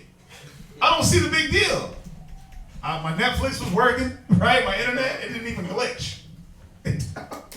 Everybody else is like, man, I don't have internet, I don't have this. The whole camp. The whole camp was good. Why? Because first and foremost, we always make the Most High our refuge. We don't, listen, you have people probably prepping for that storm weeks ahead of time. When did we start prepping for that storm, Shawashina? You remember? It was the day of. It was like hours in. I remember I was at the mall that day. I remember. And there was nobody in the mall. I'm like, what's going on here? And they're like, yeah, a storm's coming. I'm like, really? Okay. We didn't even prep. We just ran and got whatever we could. Yeah, some water and whatever was left on the shelves. But in all that, everybody else being frantic and chaotic and running around and killing each other to get water, we all had water. Nobody went thirsty. Nobody's roof even leaked. Brother, Thawong he has a bayou in the back of his house. His backyard is a bayou. And it got to the point where it got a little scary. It got high, but it never overflooded. Because when it was getting ready to, that's when they broke the levees or did something weird. Whatever they do, and they flooded some other area. Yeah, they opened up the reservoirs and flooded the Wicked. All the neighborhoods around us were flooded inside the water. We had like a little puddle outside the Yeah. Oh, where y'all were? Yeah, like wait, sugar and Yeah. Yeah. Listen, I remember I put my car on my driveway is slanted to go into the garage. I put the car, on the slant. I was like, I could have just left the car in the parking lot. Nothing happened. Nothing happened to not one of our possessions. Most importantly, not to a brother, not to a sister. I mean, what's funny? What's even more crazy about that storm is Kahawam Kazaki were out in Trinidad at that time. That storm passed through there. It didn't hit, but it passed right between them islands. Then it went right up into Houston. They were in Trinidad at that time. They could have easily felt all of that. But that storm went right between them islands. And then it got big when it got into Houston. Or when it got into the little Gulf. That's when it decided to grow into a category million and flood everything. But the reason why these things, listen, I still talk to people this day that's like, yeah, I'm still recovering from Harvey. I'm like, what? That was like 2 years ago. They're like, yeah, the damage was extensive. I was talking to a guy the other day. He was like, yeah. He was talking about how he lost everything in Harvey. And he's like, yeah, we're still, like certain parts, if you go down to like Victoria, Richmond, the part that was really, really hit, he said they're still down there rebuilding. Like the insurance won't cover anything. They won't pay them nothing. I'm like, wow. What did y'all do down there? I hit us hard too in Houston, and we lived in Haiti. And nothing. When we lost life, but I heard about that. Yeah, that Hurricane Ike came through. We were eating good, like Everybody was chilling. watching TV. Netflix was working. Yeah. Yeah. I was shocked, man. As bad as as bad as it was. But why? We make the Most High our refuge. It's simple things like that, man. It's things that we don't look at like a storm. That, listen, think about how many people died. Think about when you go, where is it? Third Ward? Where was a lot of the flooding? Was it Third Ward? Y'all know the wards better than me. It's flooding like Fifth everywhere. Ward. I think there was some flooding over here. But even over here, listen. Even over here, there's a bayou right behind the school. Right. That didn't even flood over. But if you go further down, that whole area, man, you see the storefronts, they're ripping out drywall. Drywall halfway up a 12-foot wall. So that's 6 foot of water. They had to rip out. Right here too, Brazewood? Yeah, that's what I mean, Brazewood. Yeah, okay.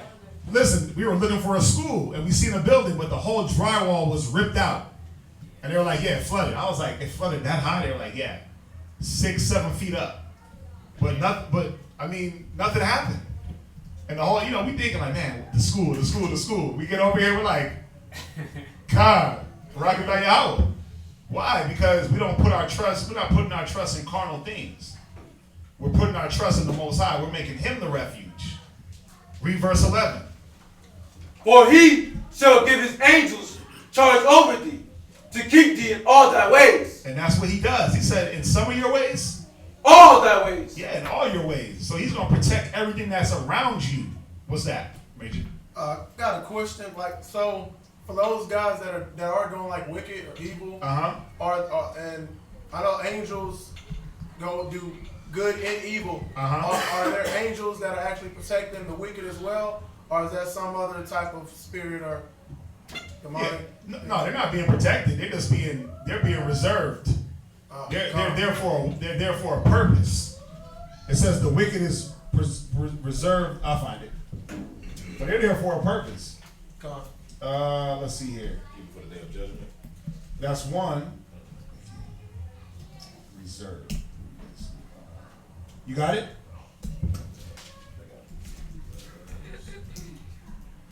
Job 21 and verse 30. See that the wicked is there for a reason, man. Remember, that's why I started off. You came in a little bit late. Were you here for the first class that we went over? This is part 2. Were you here for the first one? It's Angelic Secrets. When was it? Last week? I probably wasn't. Okay, so if you catch the first one, you'll see that there was wicked angels and righteous angels created. Now the wicked, they get punished by they get punished by these angels that the Most High created. So they're not being protected; they're just being preserved because they have a purpose.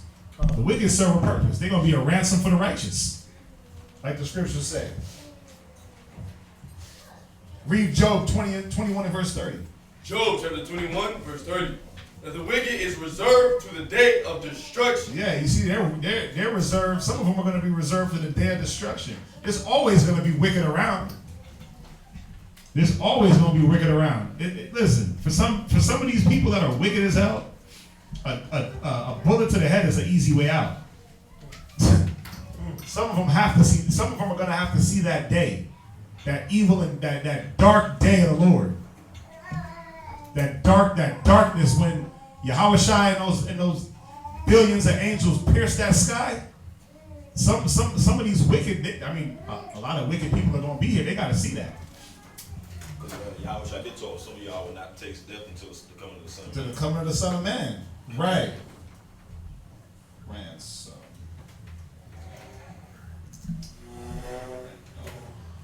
Yeah, so they're not being protected. Sometimes it feel like that, right? Don't it feel like they're being protected? But that's why when you read Psalms 73, right? Go to Psalm 73 real quick, just on this question also. Psalm 73, you can start at verse 1. Psalm chapter 73, verse 1. Truly God is good to Israel. Right. Even to such as are of a clean heart. Right. See, you know why David had to say that? Because he had to put you in the mind that, remember, the Most High is good to us. No matter what you see, with Esau in his paradise, in his kingdom, all these other nations seemingly living in paradise and seeming like they're protected. Most High is good to those of a clean heart. Go ahead. But as for me, my feet were almost gone. Right. My steps had well nigh slipped. Right. For I was envious at the foolish when I saw the prosperity of the wicked. Right. You see that David even said, he said, man, I almost slipped. I almost wanted a piece of that when I saw the prosperity of the foolish and the wicked. Read on. For there are no bands in their death. Go ahead. But their strength is firm. Yeah, it's like, man, they got a firm grip on things. They don't die. It's like, wow, nothing. You can sit there and snort coke your whole life and be an alcoholic, and it's like you just live forever. You the coke snorting 90-year-old. You got them wicked Rothschilds. Them dudes never die. Come on. Come on. Like, are they ever? They just replacing their organs and hearts and head transplants, whatever they do. It's like, man, when they gonna croak? I mean, think about it. Donald Trump. You think about like Donald Trump, and you like, man, we've been hearing about Donald Trump I remember hearing about Donald Trump since the 80s. 80s, 90s, early 90s. And you hear about this man, Donald Trump. We now, what, 20, 30 years later? And you're like, damn, this dude, he don't even look old. He still got his little fake tan. The comb over is a lot more realer, right? But it's like he don't age. He's like the ageless wonder. He's like Mr. Burns in The Simpsons. He don't ever fall off. He got a firm grip. Like, what's going on with this dude? But you sitting there trying to fight and you trying to struggle, keep your health right. You eating healthy, everything alkaline, and you aging, right? You getting wrinkles. You getting fat. Your weight fluctuates. You're like, man, how come the ones that are doing the wickedness, they in shape, right? You look at it, you're like, wow, what's going on? And then you like, I wonder what he's doing. I wonder what she's doing. Go ahead. They are not in trouble as other men. Yeah, they're never in trouble. It seems like it. See, but it's an illusion. The wicked are always in trouble. They're always in the crosshairs of the Most High. They're always in those crosshairs of those angels. Go ahead. Neither are they plagued like other men. And remember, it seems like they're not plagued as other men, but they are. But from the outside looking in, you're like, damn, man, this guy got the life. You know what's funny? Like it's funny. I look at all these homosexuals that run through the mall, especially the white ones, the Edomite homos. They all seem like they got money. I'm like, y'all all got money? Like, how are y'all all balling? And then you got Judah and Ephraim and all that. They trying to come up, and I'm like, there ain't no way all these faggots got dough like that. But I'm like, yeah, but they on the outside looking in, it might look like, yeah, they got money, they got this, they got that, but they're plagued. They're tormented in their spirit. At any minute, Most High can cast judgment. Any minute, because of the wickedness that they do. Go ahead. Therefore, pride compasses them about as a chain. And that's the problem now. They get so prideful. It's like, damn, you wearing it like a necklace. You wear it like my chain got a chain, right? Go ahead. Violence covered them as a garment. Read. Their eyes stand out with fatness. Yeah, man, they eating good. They just look healthy. Eyes stand out with fatness. They don't even look sick. Read. They have more than heart could wish. They got everything, man. These wicked dude, he got all the rims and cars and clothes and shoes. How do they get everything? Well, see, they don't have, there's one thing that they're missing. They're missing the spiritual aspect of life. You're missing the ability to be subject to the grace of the Most High. Because when their judgment comes, that's death. Think about it. How many drug dealers you hear getting popped in the face, getting locked up for life? Them dudes ain't got no 401ks. Come on, man, they ain't got no dental plans. Drug dealer don't come with that. Pimping don't got no 401k. You a pimping and you not. You a pimping and you a washed up pimp. Then you got to suffer and figure it out later on in life. But their judgment, when it does happen, is swift. But see, the problem is their judgment doesn't come as swift as we think it should. But read on. They are corrupt and speak wickedly concerning oppression. They speak loftily. They set their mouth against the heavens, and their tongue walking through the earth. Go ahead. Therefore his people return hither, and waters of a full cup are wrung out to them. Jump down to verse 12. Verse 12. Behold, these are the ungodly. These are the who? The ungodly. Yeah, they don't even care about the Most High, so he's not protecting them. He don't got no angels compassing them round about. What's that? We'll say Ecclesiastes 8 and 11? Yeah, I was going to go there. Yeah, nah, you can get it. Yep, that's right on point. Go ahead. Who prosper in the world. Right. They increase in riches. Right, so, nah, the Most High is not protecting the ungodly. He just letting them, it's just like Pharaoh. Just build them up in that pride, just for the catastrophic, the eloquent, and the beautiful symphony of watching them fall. So that's what that's about. So we don't want to get caught up in watching them and almost slipping into what they're doing. We want to keep our path on the Most High. Go ahead, Ecclesiastes 8 and 11. Because sentence against an evil work is not executed speedily. Yeah, Ecclesiastes in the Bible, chapter 8 and verse 11 is where he's reading from. And because this is what we think. We sit there, we watch the same dude deal drugs. We watch the same chick walk up and down Bissonnet, hoeing herself out. We watch the same dude walk around talking about how many women he's banging and all the wicked things that they do. And we're like, damn, you got to be protected, man. But they're not. Now read. Because sentence against an evil work is not executed speedily. Right. Therefore, the heart of the sons of men is fully set in them to do evil. Right. You see that? It's fully set in them to do evil, but we look like, wow, man, when is the Most High going to check you? When is the Most High, you got to be protected.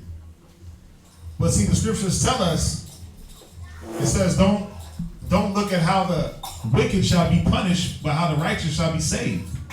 You can find that one in 2nd Ezra. So our job is to, I know it's frustrating. You sitting there watching the wicked, man, they're just getting fatter and fatter. And you going through more and more spiritual, you suffering for righteous sake. Keep suffering. What's up? There was this one cat I knew, this was about 3 years ago now. He was, selling dope or whatever, and I remember one time he mocked, he just said the truth online. He was making mockery and scoffing. Right. Get off a little joke and stuff. He'd always call himself Hov and call himself a god, this and that. Right. He went to a Future concert. And right that day on Snapchat, he had $12,000 in his ear. You know how niggas do with the phone, the money to the phone. That ain't money stuff. Over here. Yeah, went right. to the Future concert that night, and somebody kicked in his door. When he came home, instead of his mom calling the police, she called him to go check it out because the alarm went off, and he got shot in his face. Yeah. He was like, I remember just looking at his Snapchat, like, this is surreal because it lasted 24 hours. Yeah. He was just at the Future concert. So 8 hours ago, he was alive. And then there was money to his ear. Yeah. It was crazy. That's a disconnect. We don't call that money over here. Right? Yeah. Let me stop. Right? But yeah, that's the thing, man. At any moment, you'll hear like little Tay-Tay got took out. Little Momo, you like, damn, well, the nigga was selling drugs. It was his time. It's up to the Most High when he wants to send out. When he wants to send out them spirits that be created for vengeance. Ooh, but they gonna get it. So you get that, right?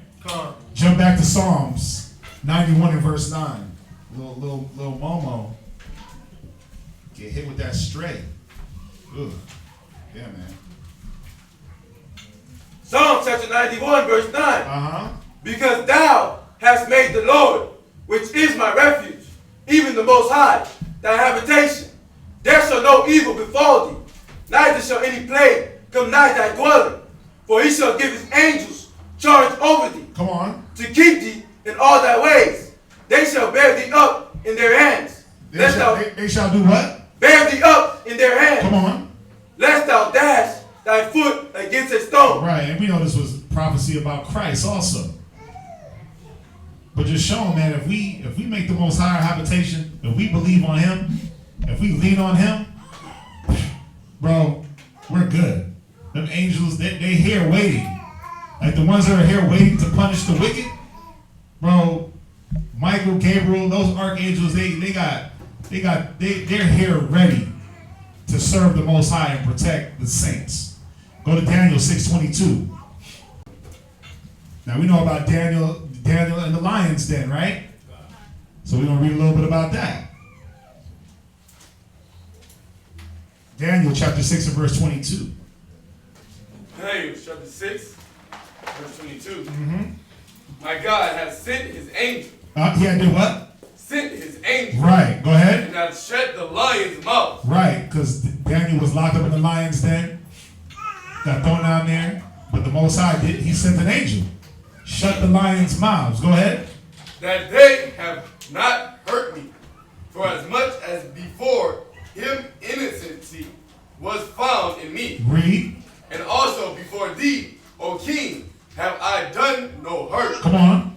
Then was the king exceeding glad for him, and commanded that they should take Daniel up out of the den. Come on. So Daniel was taken up out of the den, and no manner of hurt was found upon him. Now imagine getting tossed in a lion's den. Bro, ain't no talking to no lion. You ain't gonna be sitting there like, little kitty. Or down boy. They don't hear that. They look at you as a morsel. They smell you, and they look at you as a morsel. Think about all the people that have been attacked by animals at the zoo. Didn't somebody just jump into a lion's den the other day? And then he bear hugged the lion or something? He was butt naked? Or am I tripping? Nah, there was somebody that hopped into an animal's cage in the zoo. That was, y'all correct me if I'm wrong online, but somebody did that. Oh, and they destroyed that. And then there was a lion. He hopped into the lion's cage. Then they put down the lion. Like the lion did what he was supposed to do. He was supposed to eat whatever moves. Was it a while ago? It felt like it was yesterday. When was it? That was more than a year ago? No, it was a few months ago. Yeah, a couple months ago. I say the other day, meaning like 6 months ago. Was it Moab? He like bear hugged the lion, and the lion was biting him. I think it was Moab. Yeah, bro. But that happens. Listen, I don't go to the zoo, man. I'd be scared. I know that was also on the news. This guy, he got naked, Edomite. Yeah. He jumped into the aquarium with sharks. Oh my God. And he swam through there and came out. Whoa. Yeah, but the shark didn't get him. What? Yeah. Wow. I'm not saying that he had angels protecting him, but he might have. Yeah, so he probably had Satan on his side. Probably had Satan on his side. Nah, but it was a guy. He hopped into the habitat of the lion. He stripped down butt naked, and then he started hugging the lion while the lion was basically biting his head off. It's crazy. What the heck? Yeah, but the point is, lions are gonna do what they do. This angel, the angel was sent to protect Daniel. I mean, first of all, he was wrongly accused when you read the story. But then when they put the accusers of Daniel, read down. So Daniel was taken up out of the den, and no manner of hurt was found upon him. Right. Because he believed in his God. Read. And the king commanded, and they brought those men which had accused Daniel, and they cast them into the den of lions. So they threw him in the same den of lions. Read on. Them, their children, and their wives. Their children and their wives. So them lions got fat. Read. And the lions had the mastery of them, and break all their bones in pieces, or every day came at the bottom of the den. You see that? So those angels, man, that angel that the Most High sent to protect Daniel, shut up that lion's mouth. So how powerful are these angels, man? Yes, sir. You know, I mean, I just thought it was funny. Like, the Most High, when you like if you wicked, your kids die too. Like you kill the kids too. Oh yeah. That's just oh yeah. It's like even the kids gotta go. Oh yeah, visiting the iniquities of the fathers onto the children. He'll catch you to the, like it says, to the third. I just have the scripture, to the third and the fourth generation. So yeah, you off? Listen, man, you better. Most High will get your kids, man. No, it just remind me of that scripture, like when kids were making fun of, was it Elijah? Yeah. And it's like they would call him baldy. Yep, because he was in mourning, cut his hair off, because that was what we did with it in mourning. He was bald. And it said the Most High sent a she-bear. Yeah, 2 she-bears. Come on, man. You know them she-bears, they don't play. They vicious. They're more vicious than he-bears, apparently. Especially when they got cubs. You know, that's the worst thing you want. Be around a bear with cubs, or buy a bear that has cubs. From there, so y'all get that, right? Go to Numbers. So they protect the righteous. They fight wars. They kill. They're a witness. Actually, go to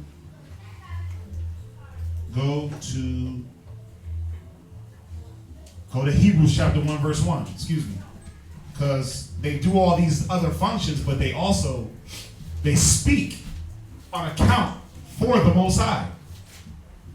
They represent the Most High. Go to Hebrews chapter 1 and verse 1. Hebrews chapter 1 verse 1.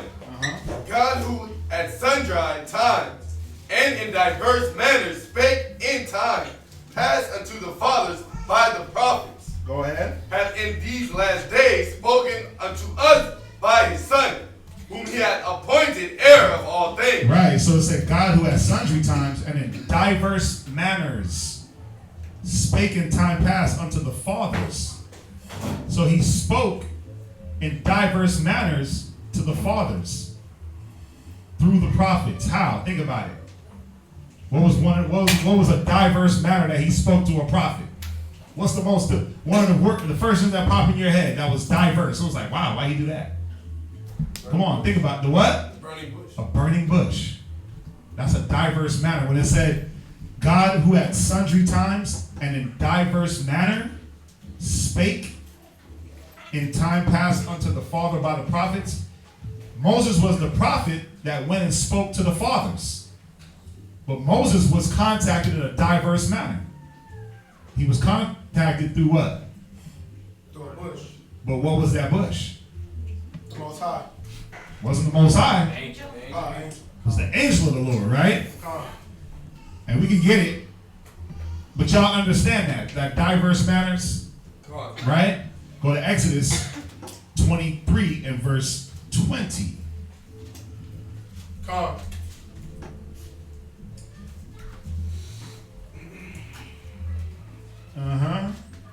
Exodus 23 verse 20.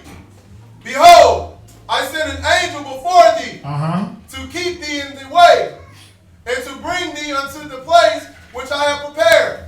Right, so the Most High said, I sent an angel before thee. Go ahead. And to the place in which I have prepared. Beware of him and obey his voice. Provoke him not, for he will not pardon your transgressions. Read. For my name is in him. Right. But I want y'all to pay very close attention to this scripture. Go ahead. Come. But if thou shalt indeed obey his voice. So he said, if thou shalt obey his voice, go ahead. The his is the angel's voice. If thou shalt obey the angel's voice, because that's who spake to us. Go ahead. And do all that I speak. And do all that what? That I speak. Now, are y'all getting it? He said, if you obey his voice, but do all that I speak. Now, the Most High didn't speak to us. How do we know? We've been through this one. How do we know the Most High didn't speak to us? His voice. What scripture? Who got it? It's in John. I want to know if y'all got it, man. Come on. What book in John? Who got it? It's 1 John. There's one in 1 John. There's one in John also.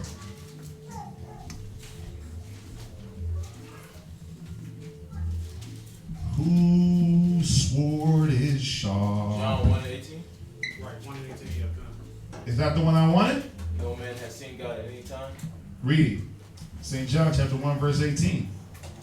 No man has seen God at any time. Uh-huh. The only begotten Son, which is in the bosom of the Father. That's not the one I wanted. It's John 5:37, I believe. I'm trying to look for this scripture. I just found it and I lost it. It's let's see here. Yep. No, that's not it. Yep, that is it. I just flipped to it. St. John chapter 5 and verse 37. And the Father himself, which has sent me, hath borne witness of me. Now this is Christ himself talking. Go ahead. Ye have neither heard his voice. You have never what? Heard his voice. So we have never heard his voice. Speaking of the Most High God Creator, read. At any time. Wait. Today? At any time. Yesterday. At any time. Well, surely we're going to hear his voice at some time. At any time. Go ahead. Nor seen his shape. Right. Yahweh Shah was letting us know. This is St. John 5:37. Yahweh Shah was letting us know that at no time have you heard the Most High's voice or seen his shape. So now when you jump back to Numbers, go back to Numbers and read Exodus chapter 23 and verse 22. Come. But if thou shalt indeed obey his voice. Right. Obey the angel's voice. Read. And do all that I speak. And do all that I speak. Now, when he was saying do all that I speak, do all that I command. But the Most High never spake to us. He spoke to the angels, and they came in diverse manners and dealt with us. Go ahead. Then I will be an enemy unto thine enemies. You see that? Go ahead. And an adversary unto thine adversaries. Right. You see that? So the angels, they represented the Most High. And it said it, where is it at? Beware of him. He said, my name, in verse 21, for my name is in him.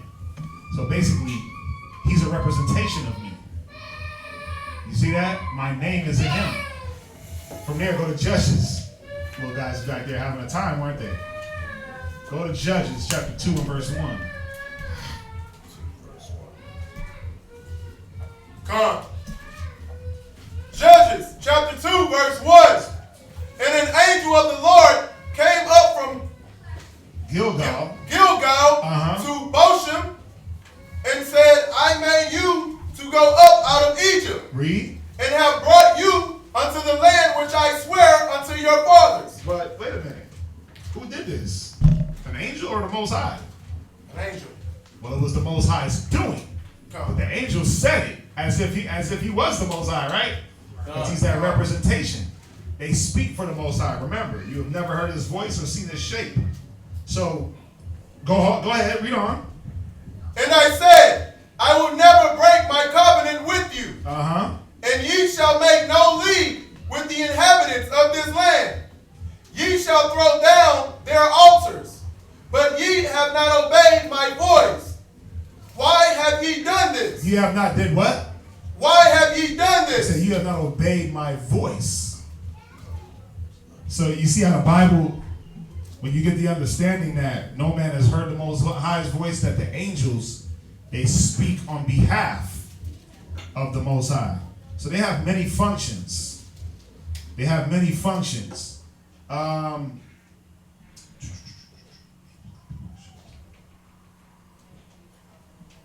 Go to, from there,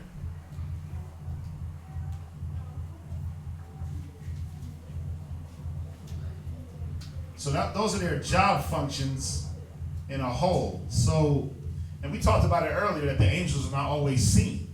We don't always see them. You got angels around now taking account. You got the ones that you do see and the ones that you don't see. Go to Numbers 22 and verse 21. Well, I looked for this other one. Wow, we just had it. Numbers 22 and verse 21.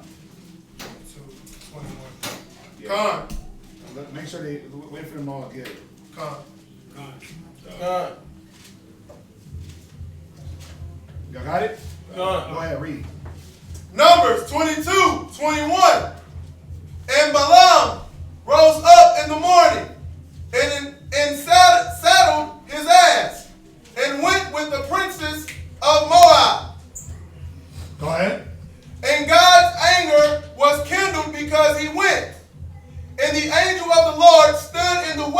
for their adversary against him. Right, so this is the story of Balaam and the donkey. Now Balaam was I gotta refresh the story. I just read this a while back. But and y'all can read it. But Balaam rose up, it's telling us he rose up, saddled his donkey.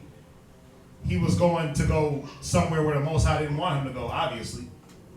And it said there was an angel that stood in the way for an adversary against him. Check this out. Read on. Now he was riding upon his ass, and his 2 servants were with him. Mm-hmm. And the ass saw the angel of the Lord standing in the way. Right. And his sword drawn in his hand. Now, if I saw an angel standing with a sword drawn, come on, I'm going to stop. Whoa. But it said his 2 servants were with him, so they didn't even see. Go ahead. And the ass turned aside out of the way. Uh-huh. And went into the field. Right, the ass saw. He started veering off like, I'm not trying to run into this angel. Go ahead. And Balaam smote the ass. So Balaam hit the donkey. Like, man, get back on the road. Come, It was because Balaam was a king of Moab. Right. He was trying to sell him the curse to Israel. You trying to sell him to curse Israel. There it is. Moses already told him don't go with them people. Right. There it is. You're not perfect.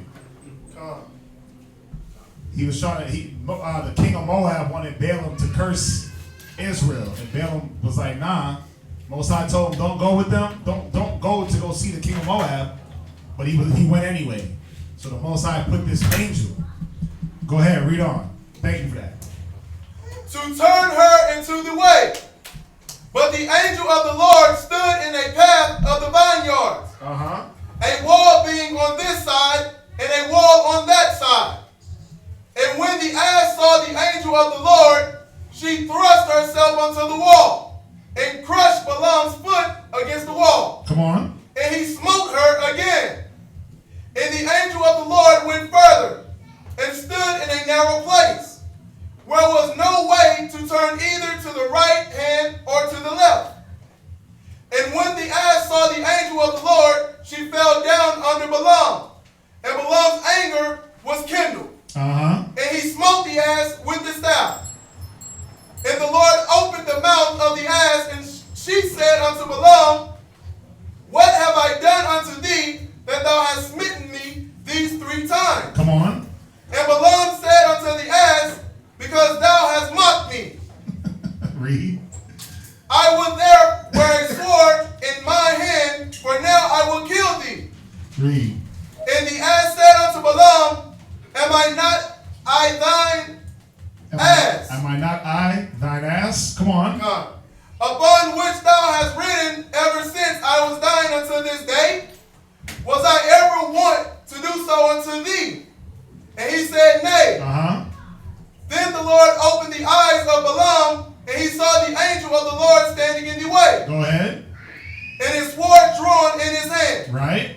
And he bowed down his head and fell flat on his face. Right. So the angel made himself known. The Most High made him appear to Balaam. Opened up his eyes. He saw him. But before that, he just thought the donkey was being rebellious. Go to Kings. Go to 2 Kings. What's that? I mean, like you say, with like if you seen an angel drawn with a sword, what about the ass speaking like actually to him, or like I'm thinking that the ass wasn't speaking before this happened. Probably not. Right. So like, wouldn't that be like kind of throw him off? Well, we'll hold off on that. Come. But I mean, yeah, we'll hold off on that. I'll get back to you on that. Come. Go to God, like talking snakes. Go to 2 Kings chapter 10. But he wasn't riding a person. Go to 2 Kings chapter 6 and verse 10. Right, 2 Kings 6 and verse 10. Just showing that the angels are not always visible. They don't always make themselves visible. They're not always there for us to physically see them. 2 Kings 6 and verse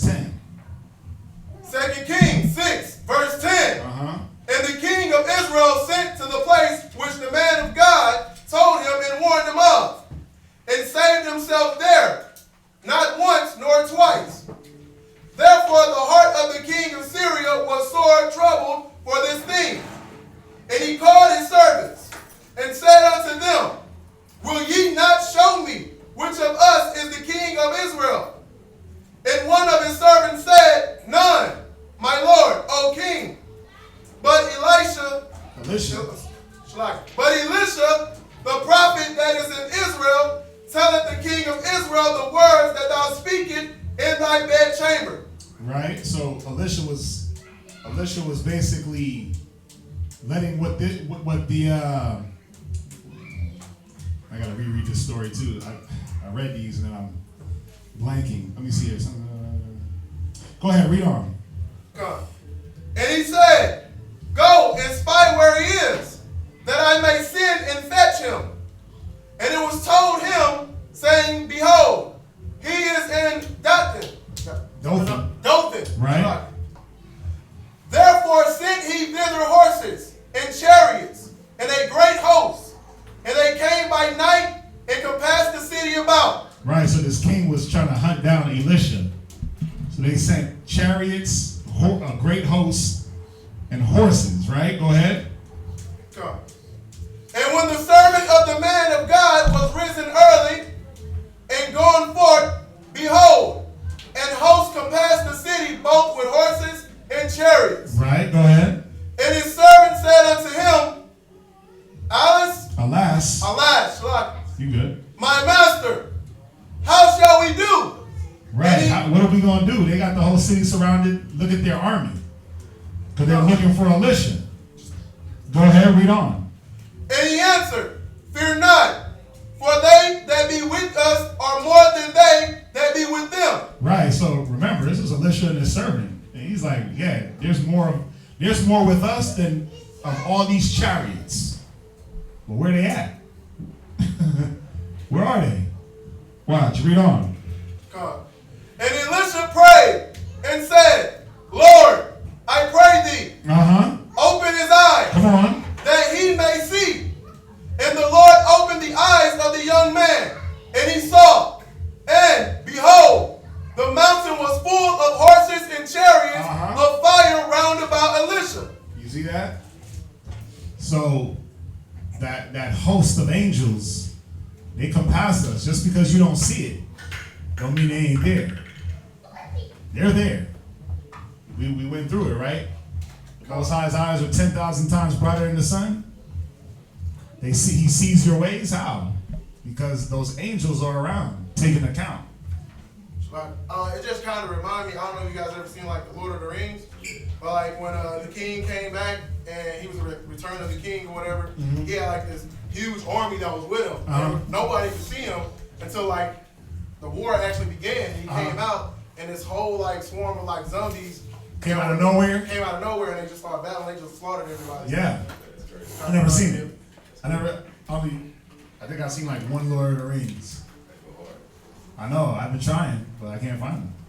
Can't find them to watch them. Right? So they're not always visible, but they are around, ready to fight. Okay, so let's go to the next point. So we know they're not always seen. The angels, they counsel. Y'all know that, right? How do y'all know that? Everybody, y'all shaking y'all head. How do you know that, Lamad? How do you know the angels counsel with the Most High? You can counsel us, or they come together to counsel. They come together to counsel. They don't counsel us. What in Job? In Job, right? Go to Psalms 82 and verse 1. Psalms 82 and 1. So the angels, they counsel. They got to get their orders, right? Satan got to get his orders. He got to get his task. He got to tell the Most High what he's doing. They order, they counsel, they report. We're going to be able to hit all of that in these few scriptures. They counsel, they report to the Most High what they're doing. They don't just freelance. They're not freelancers. They just do whatever they want. Psalms 82 and verse 1. Psalms 82, verse 1. God standeth in the congregation of the mighty. Right.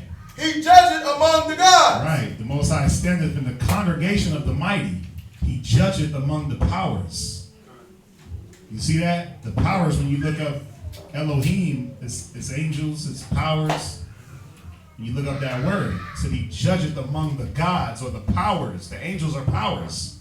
Let's go to Job 1 and 6. Who's back there yelling? What little kid? Please. Job chapter 1 verse 6. Job chapter 1 verse 6.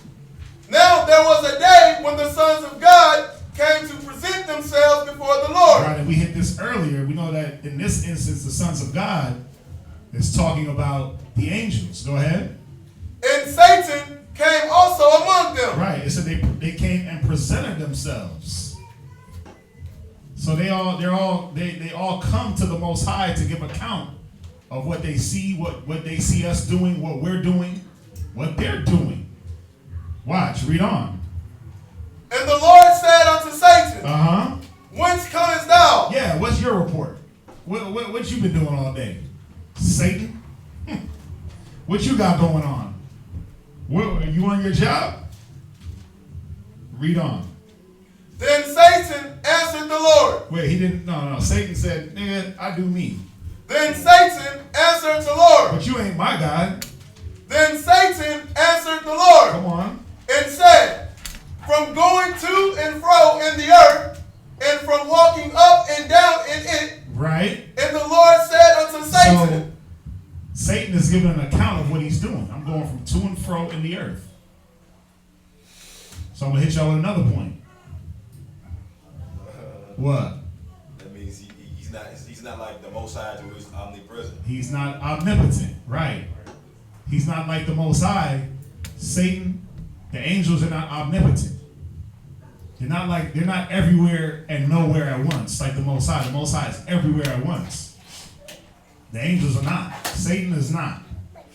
They're not omnipotent. He said, I'm going up and down in the earth, walking to and fro. I was going to say, in my the scripture says spirits leap like frogs. Yeah. That means they hop off. He can't really. I like that. He got to hop on one hop and hop right. around. Because it's true. Demon, he got to hop from one person. Think about it. And it says it does it in threes. So you got something going on with you in your household. If it's not eradicated, it might hop over to the next brother. The next brother. Or if the sister's dealing with something, she don't get it cleared up. And if she's hanging around with a sister, she passed that demon off. Sit down right here.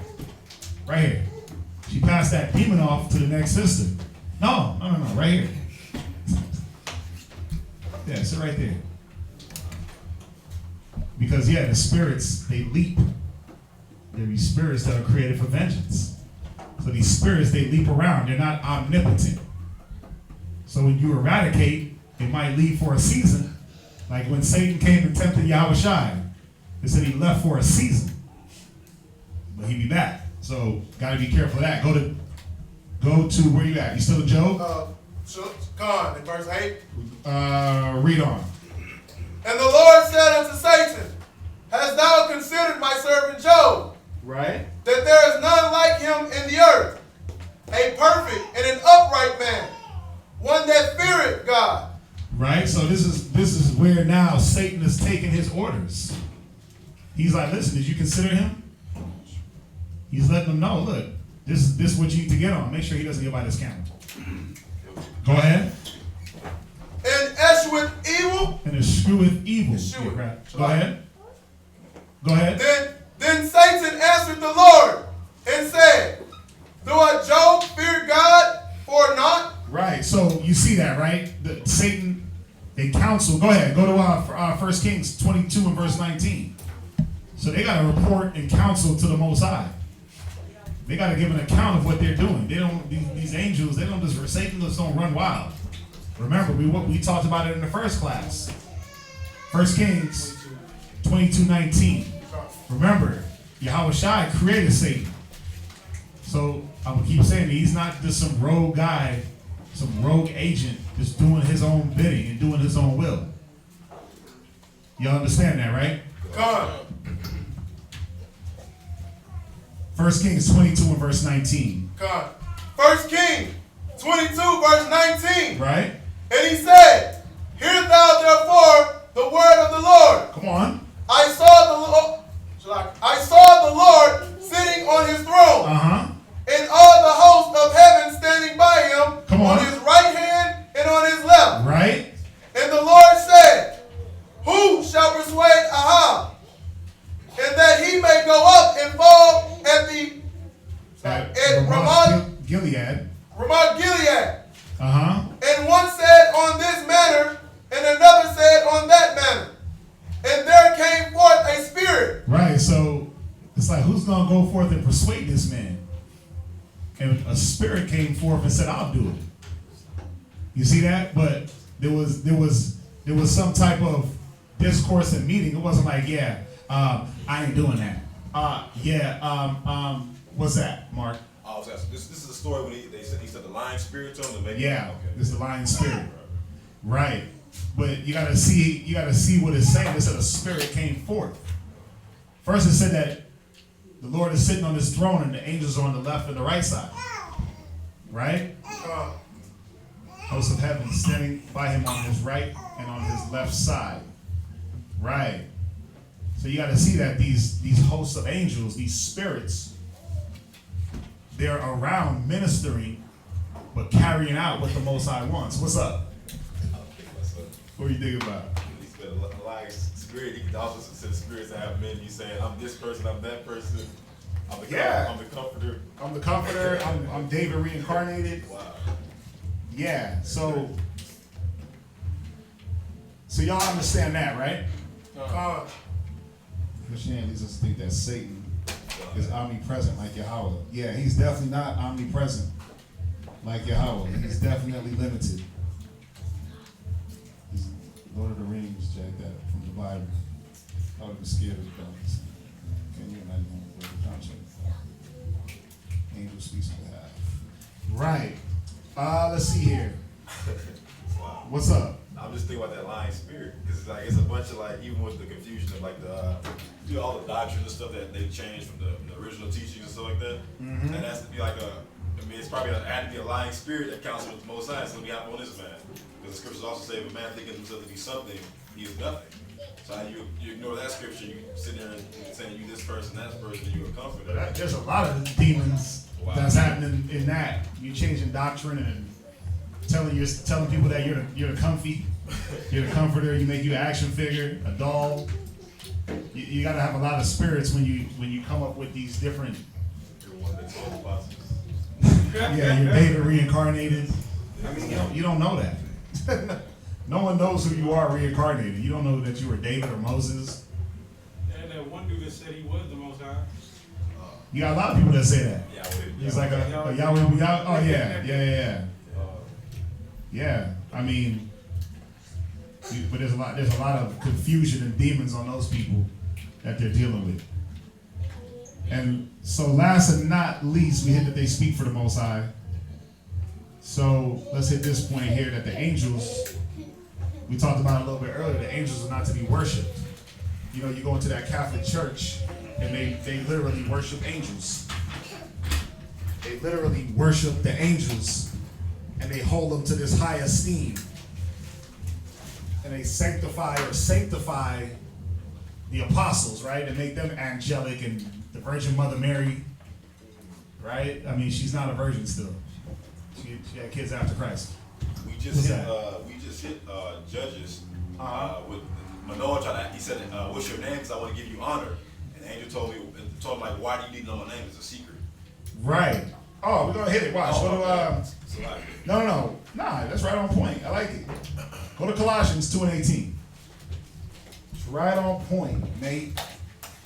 You've been listening. You've been studying. It's good.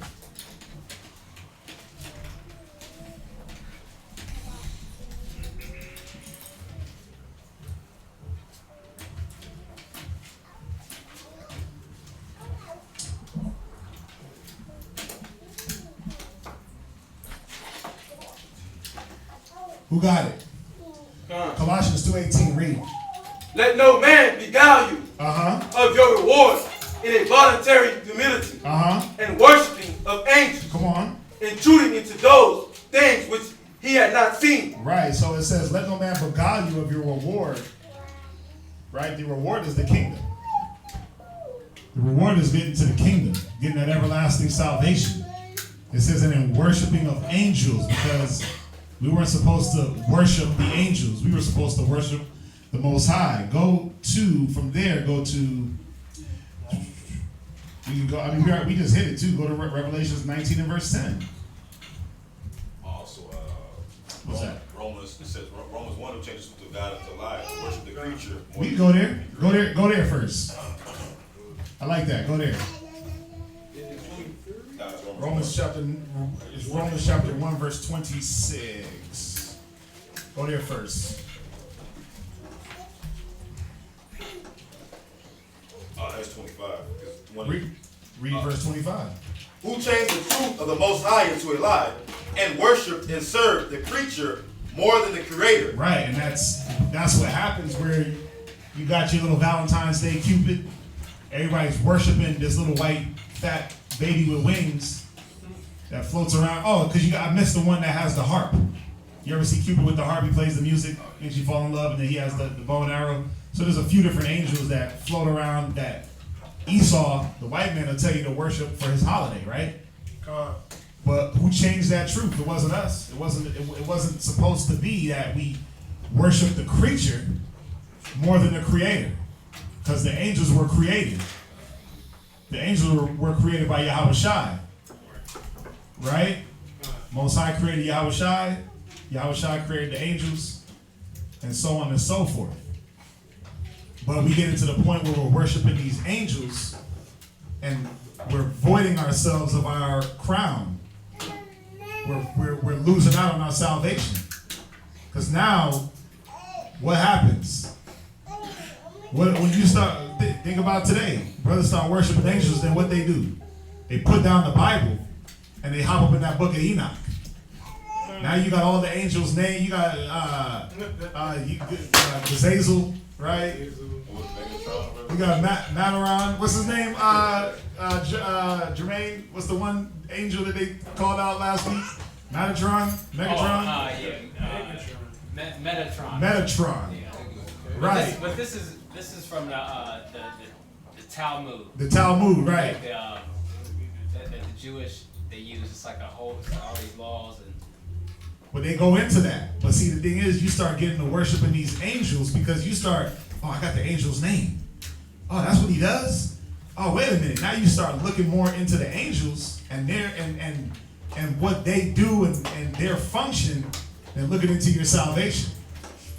Because that's what that book of Enoch is about. That book of Enoch is about what? It's about angels. That's all it really is. It tells you what? Angels came down, slept with women, created dolphins or mermaids. I clown it because it's stupid. Oh yeah. Right? They created mermaids and then they lived on rocks and it's weird, man. But they taught men like works with like guns. With iron, yeah, they taught men how to work with iron, but before even Genesis the 6th chapter, you go in there and you read about Tubal Cain. He was the proficienter in iron and things like that. That's before Genesis. That's before any angel. That's before any angel supposedly came down and taught men how to use iron and things like that. Question: Could these names, just because different tribes or different sections of people, could there be a similarity? Like there's different tribes that they'll call the worker of iron one name, and then another name. No, because in the book of Enoch, it goes in and says that this angel did this. It says the angel did it. But then when you read in the scriptures, before that instance that they try to use to correlate when the angel came down, supposedly, it happened way before that time in the scriptures. So they're not trying to correlate two different things and give them different names. They're on two different time periods. Well, I'm not specifically talking about Book of Enoch, but I'm thinking of because I never. They try to do it. To into that. But. Right, but they try to do it with what? They try to do it with they try to say Isis and Horus and Christ all have some, like Christ is the plagiarism of Isis and Horus. Don't they say that? Yeah. Right. So, but they're looking at that white Jesus. Right. They're looking at the white Jesus. Yeah, he's the plagiarism of everything. There is no white savior. Yes. Oh, there's a couple of questions On Facebook? Oh, okay. What did they say? Can spirits multiply? If they find willing hosts, do they gather together? Oh yeah. Listen. Well, we talked about the spirits leaping like frogs. Let's go to Revelations real quick. Revelations.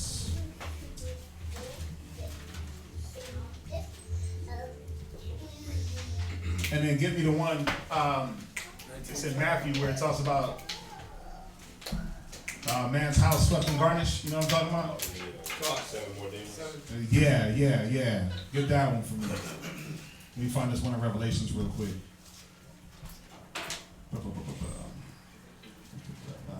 Search it.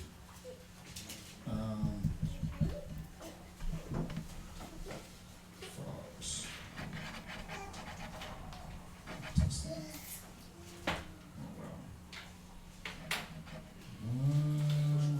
Let me know when you got that one.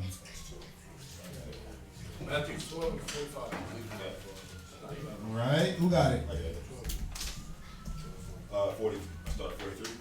Where you at, Matthew? Matthew 12, verse 43. Right? Go ahead. When the unclean spirit is gone out of a man, he walketh through dry places, seeking rest, and findeth none. Then he said, I will return into my house from whence I came out. And when he has come, So they're asking the spirits multiply. Right? Go ahead. So he had one unclean spirit. Right? He walked around into dry places. Go ahead.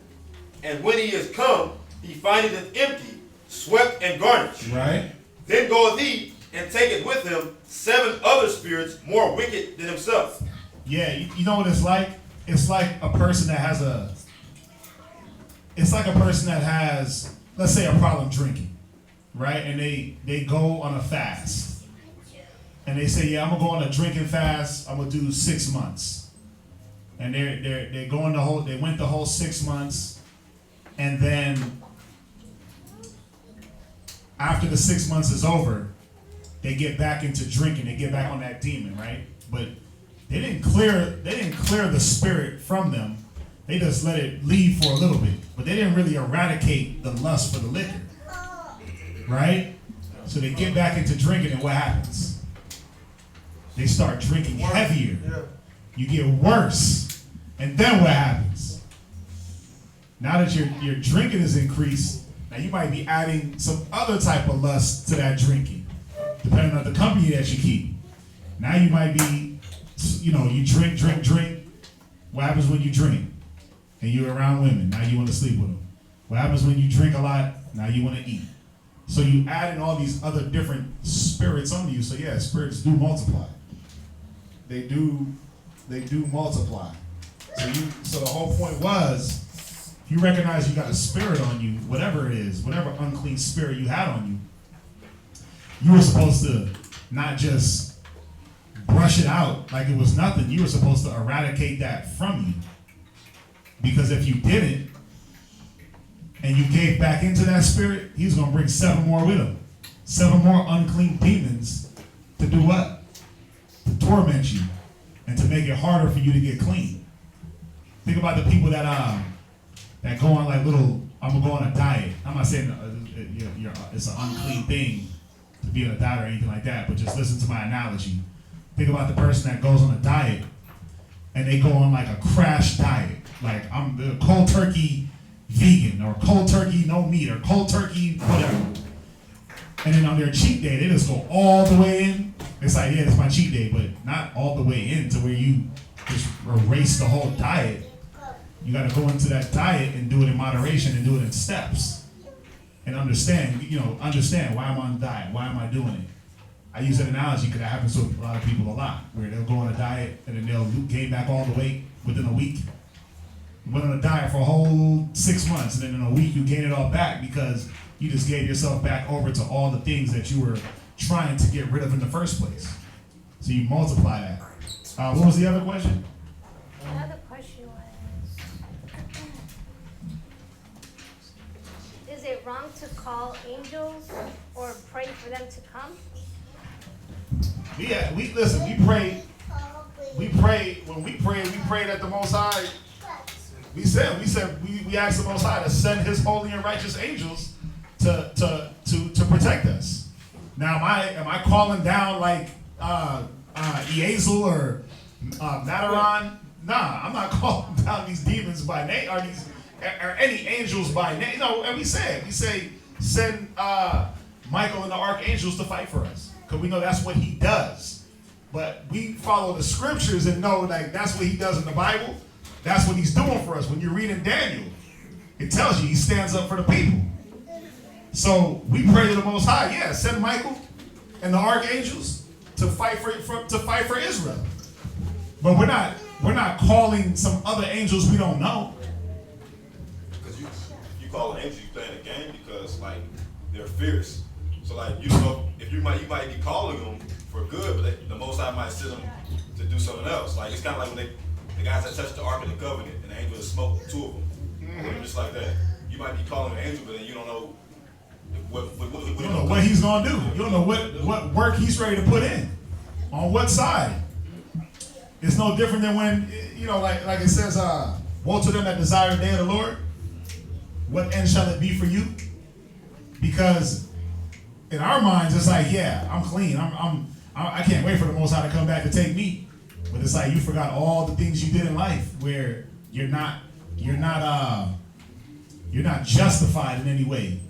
What day is it going to be for you when the Most High comes? So if you call them angels, we call the angels that we know we can read about and we know their function. We do say, yeah, send Michael. Send him to God, send him to protect us, send him to fight for us. But we're not on the Ouija board trying to conjure up spirits or anything like that. No. Was that it? Let me jump back and finish this up. We got 15 minutes. Where were we at? Matthew. Go back to Revelation. Yeah. Romans. Oh yeah, go to Romans. Let's finish that, and then let's go to Revelations 19. Romans 1. Yeah, you can just read it one more time. Romans 1:25.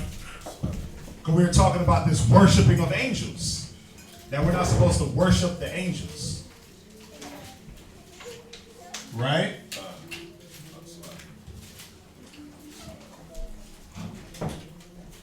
Romans 1:25.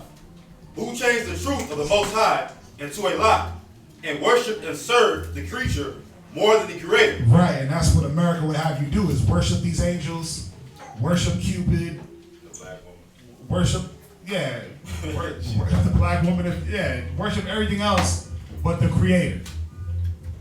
Okay, so we got to be careful with that. Go to Revelations 19 and verse 10. Revelation chapter 19, verse 10. And we read this earlier.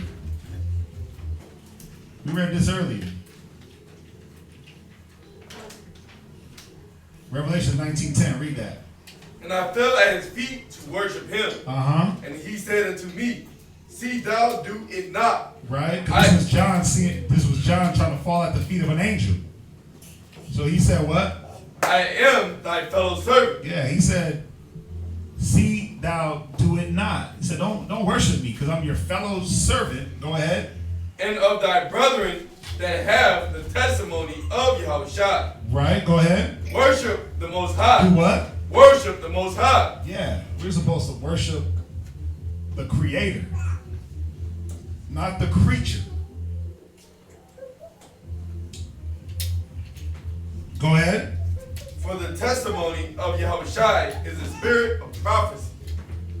Right, Khan. Any questions? I know we're a little bit early. Judges. The one where it's 13. We can get it. I know what you're talking about. We can get it. Add to the arsenal. I mean, there's a lot of scriptures you can listen. Yes. Come on, I got like a whole other class here. It's No, I'm just saying, like, Yeah, there's a lot of things about the angels that there's a lot of things about the angels that you can go into and read about. Where you at? 13 and 17. Read it.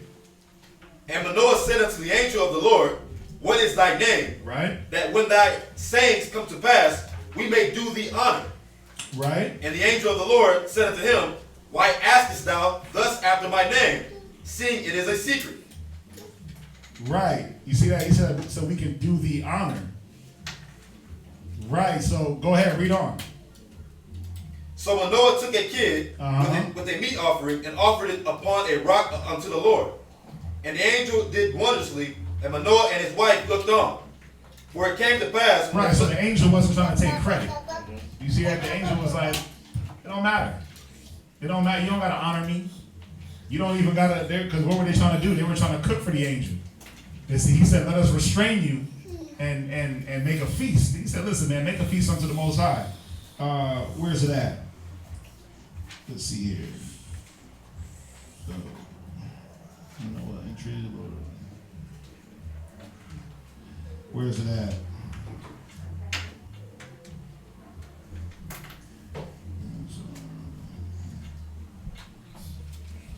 Oh, here it is. Read verse 15. And Manoah said unto the angel of the Lord, I pray thee, let us detain thee until we shall have made ready a kid for thee. Right, because they were happy, man. They were happy to hear, like, wow, we're about to have a son. The angel came, he gave them instructions. Remember, this is Samson. So he gave them the instructions that their son Samson was to be a Nazarite. Right? So what was the instruction? Don't eat any blood of the grapes, no wine, no grapes at all, nothing dried. No razor should come up on his head. Right? They were just happy to hear the news that they were having a son. So they're like, man, listen, let us make you a feast. Let us detain you. Let us hold you. Let us cook this feast up. Go ahead. And the angel of the Lord said unto Manoah, though thou detain me, I will not eat of thy bread. Come on. And if thou wilt offer a burnt offering, thou must offer it unto the Lord. You must do what? If thou must offer it unto the Lord. For Manoah knew not that he was an angel of the Lord. Right. And Manoah said unto the angel of the Lord, what is thy name, that when thy sayings come to pass, we may do thee honor. Right. So, y'all see that, right? God. He said, if you make the offering, make that unto the Most High. Another thing is, like, when you worship the angels, that actually goes into witchcraft. Like, my experiences. Come on, bring it out. This chick was, from my understanding, she was into the angels' names and stuff. And when she did her little spells and stuff like that, she would actually be this angel or that angel, like the angel of fertility, or angels that have different. They worship the jobs that angels do, basically, and that's when they use their spells. And so I say it actually goes into witchcraft and idolatry because you're putting them above the Most High, basically, and He gives them power, the charge to do things. But I know like a lot of witches, they dabble in like the names of the angels and their functions and that type of stuff. Yeah. Remember, the scriptures talk about the simplicity in Christ and keeping it simple and dealing with.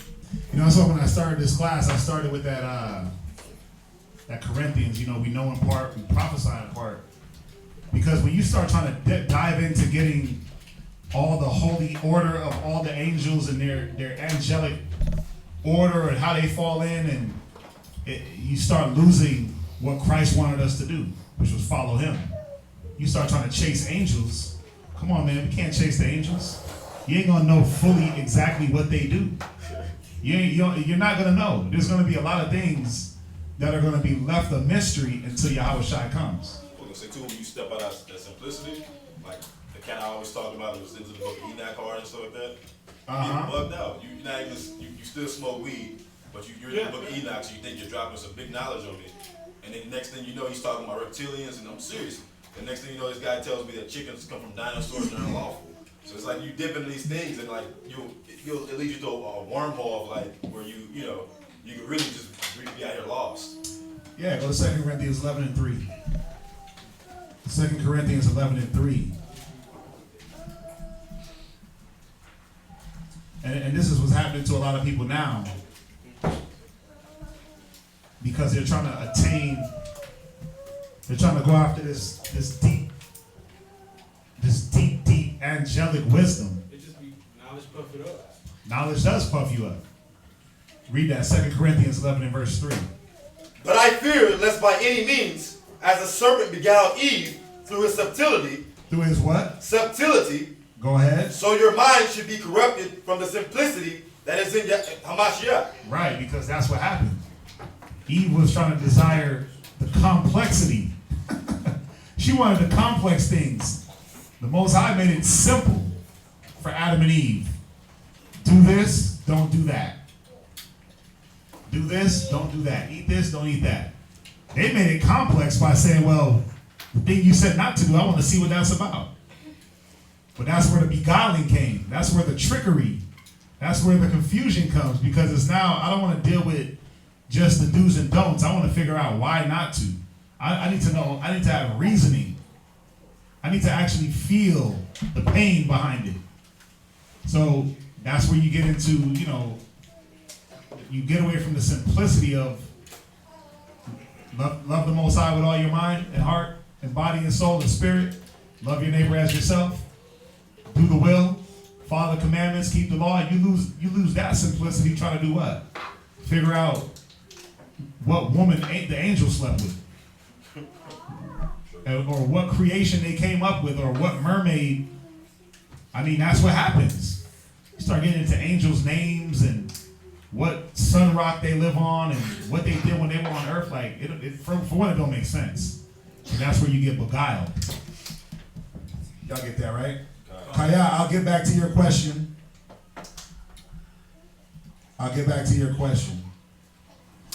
Is there any other questions?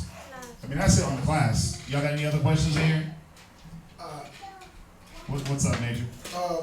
I was just noticing, it's not my first time noticing, like, how he said Mashiach for Christ, and like how he would say the Most High, if you're referring to God, like this uppercase. How do you know, like how do you know which word usage to use versus like the English word? Are you talking about like when you're reading? Come. You gotta read it in this context. Perfect example is, yeah, a perfect example is Psalms 110:1, John 1:1. Go to Psalms 110:1 real quick. You gotta read it and understand that where people get confused, they don't understand that Christ is spoken of in the Old Testament. He's referred to as Lord. He's referred to as God. You got to understand the Hebrew word for God, Elohim. It just means power. It's a plural word. Somebody look that up for me. The word God in Hebrew. Or go to Genesis chapter 1, verse 1. And the Strong's. And then look up the word God. So you just got to understand the Hebrew. The word God in Hebrew is Elohim. It's plural. It's a plural word that means it means powers. It's angels, powers. What you got? I was gonna say like when it says the scripture say like and the Lord thy God. If you said the Lord thy Yahweh, it wouldn't make sense to say the Lord thy power. When the Lord thy power does this, da da da. Right. But, the Lord thy I am. Right. So, but when you read, like, watch. Go to Psalms 110:1. Come. Psalms 110, verse 1. Right. The Lord said unto my Lord. Right. So it says the Lord there twice, right? So who's speaking here? The Most High? No, it's David. Right. So you got to. David. Yeah. Right. So when I say you got to understand the context. So David is speaking in the spirit. He said, "The Lord said to my Lord." So the Lord. So now you got to just go backwards. Who is David's Lord? David was the king. Who was his Lord on earth? He had none, did he? He had none. So who was he speaking to of his Lord? It had to be Yahweh Shai. Yahweh Shai, Christ. Right? The Lord said to my Lord. So the Lord Most High, God, said to my Lord. Christ. Right. You see that? So that word Lord could, it can be talking to the Most High, and it can be talking of Christ. Does it matter if it's like for the Lord? I'm noticing that it's all bold letters.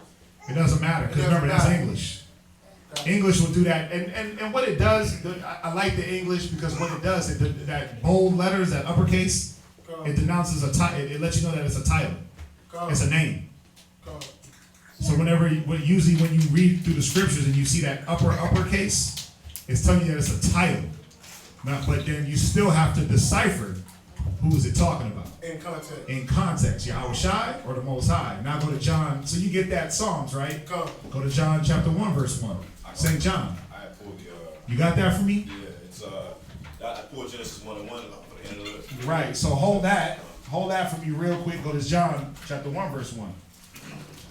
No, it's the definition of God, right? Yeah. Hold it.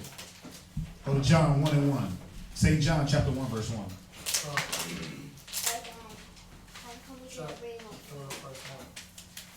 Go ahead, read that. St. John, chapter 1, verse 1. In the beginning was the Word. Go ahead. And the Word was with God. Go ahead. And the Word was God. Right. Now you see the word God there twice. Yeah. Now ain't that confusion? Yeah. That tells you that Christ was there, but he was with God, but he was God. So if you break it down, it's like, wait, in the beginning was the Word, because the Word was who? God. No. Jump down to verse 14. In the beginning was the Word. So jump down to St. John chapter 1 and verse 14. And read. Yeah, go ahead. And the Word was made flesh. And dwelt among us. Right, so that's speaking of Christ. That was just another name for Christ, the Word. They call him the Word. They called him the Destroyer. And we went through a class about the different names. He was called Lord. He was called God. So like, that's online? Yeah. Yeah, that's about the names. That's on, that might be on the other channel. But you see, in the beginning was the Word. So I'm going to break it down. In the beginning was Christ, or Yahweh Shai. And the Word, Yahweh Shai, was with God. That word God there is talking about the Most High. The Most High God. And the Word was God. Now, how can he be the Most High and God at the same time? How can he be Christ and God at the same time? That's confusion, right? The Most High is not the author of confusion, but of peace. So what it's saying is, in the beginning was Christ. Christ was with the Most High. And Christ had power. The word God, watch. Give me that word God real quick. Of course, it's on here. It's going to say Elohim, and it says plural. Right, Elohim, which is the new Jewish, Yiddish Hebrew, but Elohim is the ancient Hebrew word. Go ahead. It says plural. Right. Rulers. It says what? Rulers. The first thing it says is plural. Oh, yeah, plural. Plural. Plural means in more than one. So it's a plural word. Go ahead. Rulers. Judges. Divine ones. Angels. Read. Gods. What else? Is that all I got for you? It says definition 2, plural intensive, singular meaning. God, goddess, godlike one. Works of special possessions of God. The true God is definition D, and then it says God. So now when you look up the definition, you got to find, okay, what context does it fall in? Well, we know that Yahweh Shai, to create everything, he had to have power. He had to be powerful. Let me look it up in mine real quick and see if I got anything. Yeah, you had a few more things in there. I was looking at. So that wasn't even the definition. That was just the it says the outline of biblical usage. Definition for Strong's, it says plural of H433. Gods in the ordinary sense, but specifically used in the plural, thus especially with the article of the supreme God, occasionally applied by way of deference to the magistrates. Right, the magistrates or powers. And sometimes as a superlative. Right. Angels. Exceeding God, gods. Goddesses. Godly, great judges. Mighty. You see that? And the word was mighty. That's another definition. So it's about putting it into context. The words, because that word God, Lord, master. Lord just means teacher, or and master is just teacher. Cause so like I hear like some like one of the wives call their husband Lord. Oh yeah, teacher. Like teacher. Yeah, me Lord. Right? Yeah, so, like Sarah called Abraham Lord. My teacher. You're a woman's husband is her Lord. He is her teacher. So the words, you got to look up the Hebrew definition of the words and not get caught up into the way we use them in English. Yeah, you get you a Strong's Concordance, or you get the app, My Sword. It'll have the concordance numbers, the Strong's numbers next to every word that you can look up. And again, you got to get it into its context. Yeah. Anything online?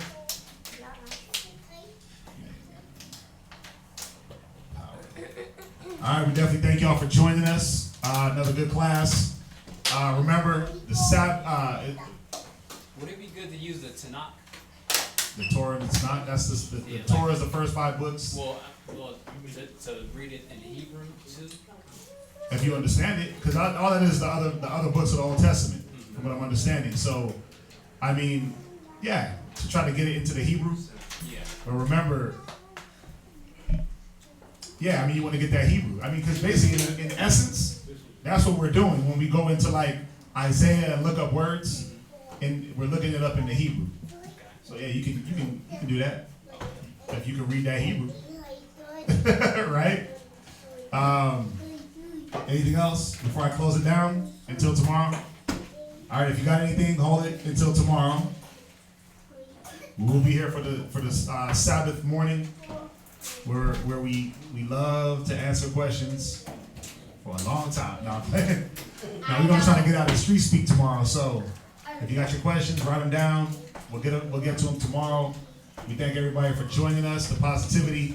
Remember, the Passover is coming up. So prepare for that. Go sit down, please. The Passover is coming up. All right, so keep that in mind. We're trying to get the location. We need a deposit. So if you'd like to help out with that, let us know. Hit us up. If there's nothing else, let's go ahead and salute them and let's say shalom. Shalom. Shalom. Until tomorrow.